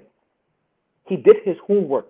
He gave you a document and outline what to do, how to do it. Follow what is given you. The first caller said, "Oh, the code of conduct is supposed to be constitutional." 20 seconds. Well, the code of conduct was birthed out of Article 90 of the Constitution of Liberia. That's how the code of conduct came about. It gave the legislature the power to create that law that will hold everybody accountable. And that law is constitutional. The reason there is people are not just following the law. And when they don't do it, there's no representation for them. They don't get penalized. They don't get nothing. But the laws are good laws on the book, and our people don't follow it. So that was our problem. The government need to service vehicle, not just vehicle alone, but take care of government property. The building. Look at that ministry, how they pin low so dirty. Thank you, Anthony. Thank you, Anthony. Well, gentlemen, it's been a great time being here tonight. I want to say thanks to everyone up here. Thank you, Rudolph. Thank you, Bobby. Thank you, Anthony, for being here. Someone say I added bad to them, but listen, man. Nelson, there is one over in there. They come back and draw her by with roof go by. Yeah, it's difficult to have everyone on, and folks, let's understand this. We appreciate all of you who always take up your time to watch the show. You follow, and so many times I'm out there and people will say me, oh, y'all can make, oh, we can't sleep, oh, you're punishing us. That's why I hear every time I get out there. But listen, we appreciate that. But the truth is, the thousands of people following the show on radio alone, everybody can be able to call in. Everybody can be No, on. it ain't. Yeah, it's not possible. Really, stop. So Stop. we appreciate all of you. And please, if you didn't make it through the lines today, just know that possibly tomorrow you could be one of the persons who will make your input on the show. But we appreciate you always, and thanks for being here tonight with us. This is how we want to draw down the curtains on the late night show tonight, and we'll be here tomorrow. Until then, every point they want me, she can tell you her name. She said, "Rudolph, I disagree with you, man. My name is Ruth Goba. I am from North Carolina." Yeah, so I see Prince is here. Thomas Fahau, yeah, Joseph Tamba, Madam Ruth Goba. Yes, we appreciate all of you. Yes, No, man. she's a strong follower. I like her. She follows the show a lot. I do like her. Harrietta, Kona, Morgan, Alfred, Alfred Cortu, a gifted Sir. We appreciate all of you tonight for following Eddie, Russell. Yeah. Hope I got it right. Yeah, man, we appreciate all of you tonight, and we look forward to having a great show tomorrow, guys. My man, I'm gonna miss this time. I got 2 more days. I'll be giving it for him, my man. But the time is good. You're on vacation. You're enjoying yourself. There's I'm told there's some security cameras. There are some security cameras mounted. No problem, my man. Seriously monitoring your movement in what? Is it in France or Italy? No, I'm in Spain. Oh, in Spain, yeah. I'm on an island called Tenerife. No, okay. I don't know why Vasco didn't show up tonight. All the opposition people, y'all they play the man. Y'all know now. Y'all go there. Look at that. That big island. I don't know which one that is. You wanted to say something? Yeah. I said thank you so much. I will be available anytime if you wish. So yeah. Thank you. All right. Thanks to everyone. Masa Famula is saying nobody asked you, Anthony. So just so you know. You got asked me where I was. I want to say thank you, guys. Have a good night. Bye-bye. Bye-bye. Yes, sir. A special one.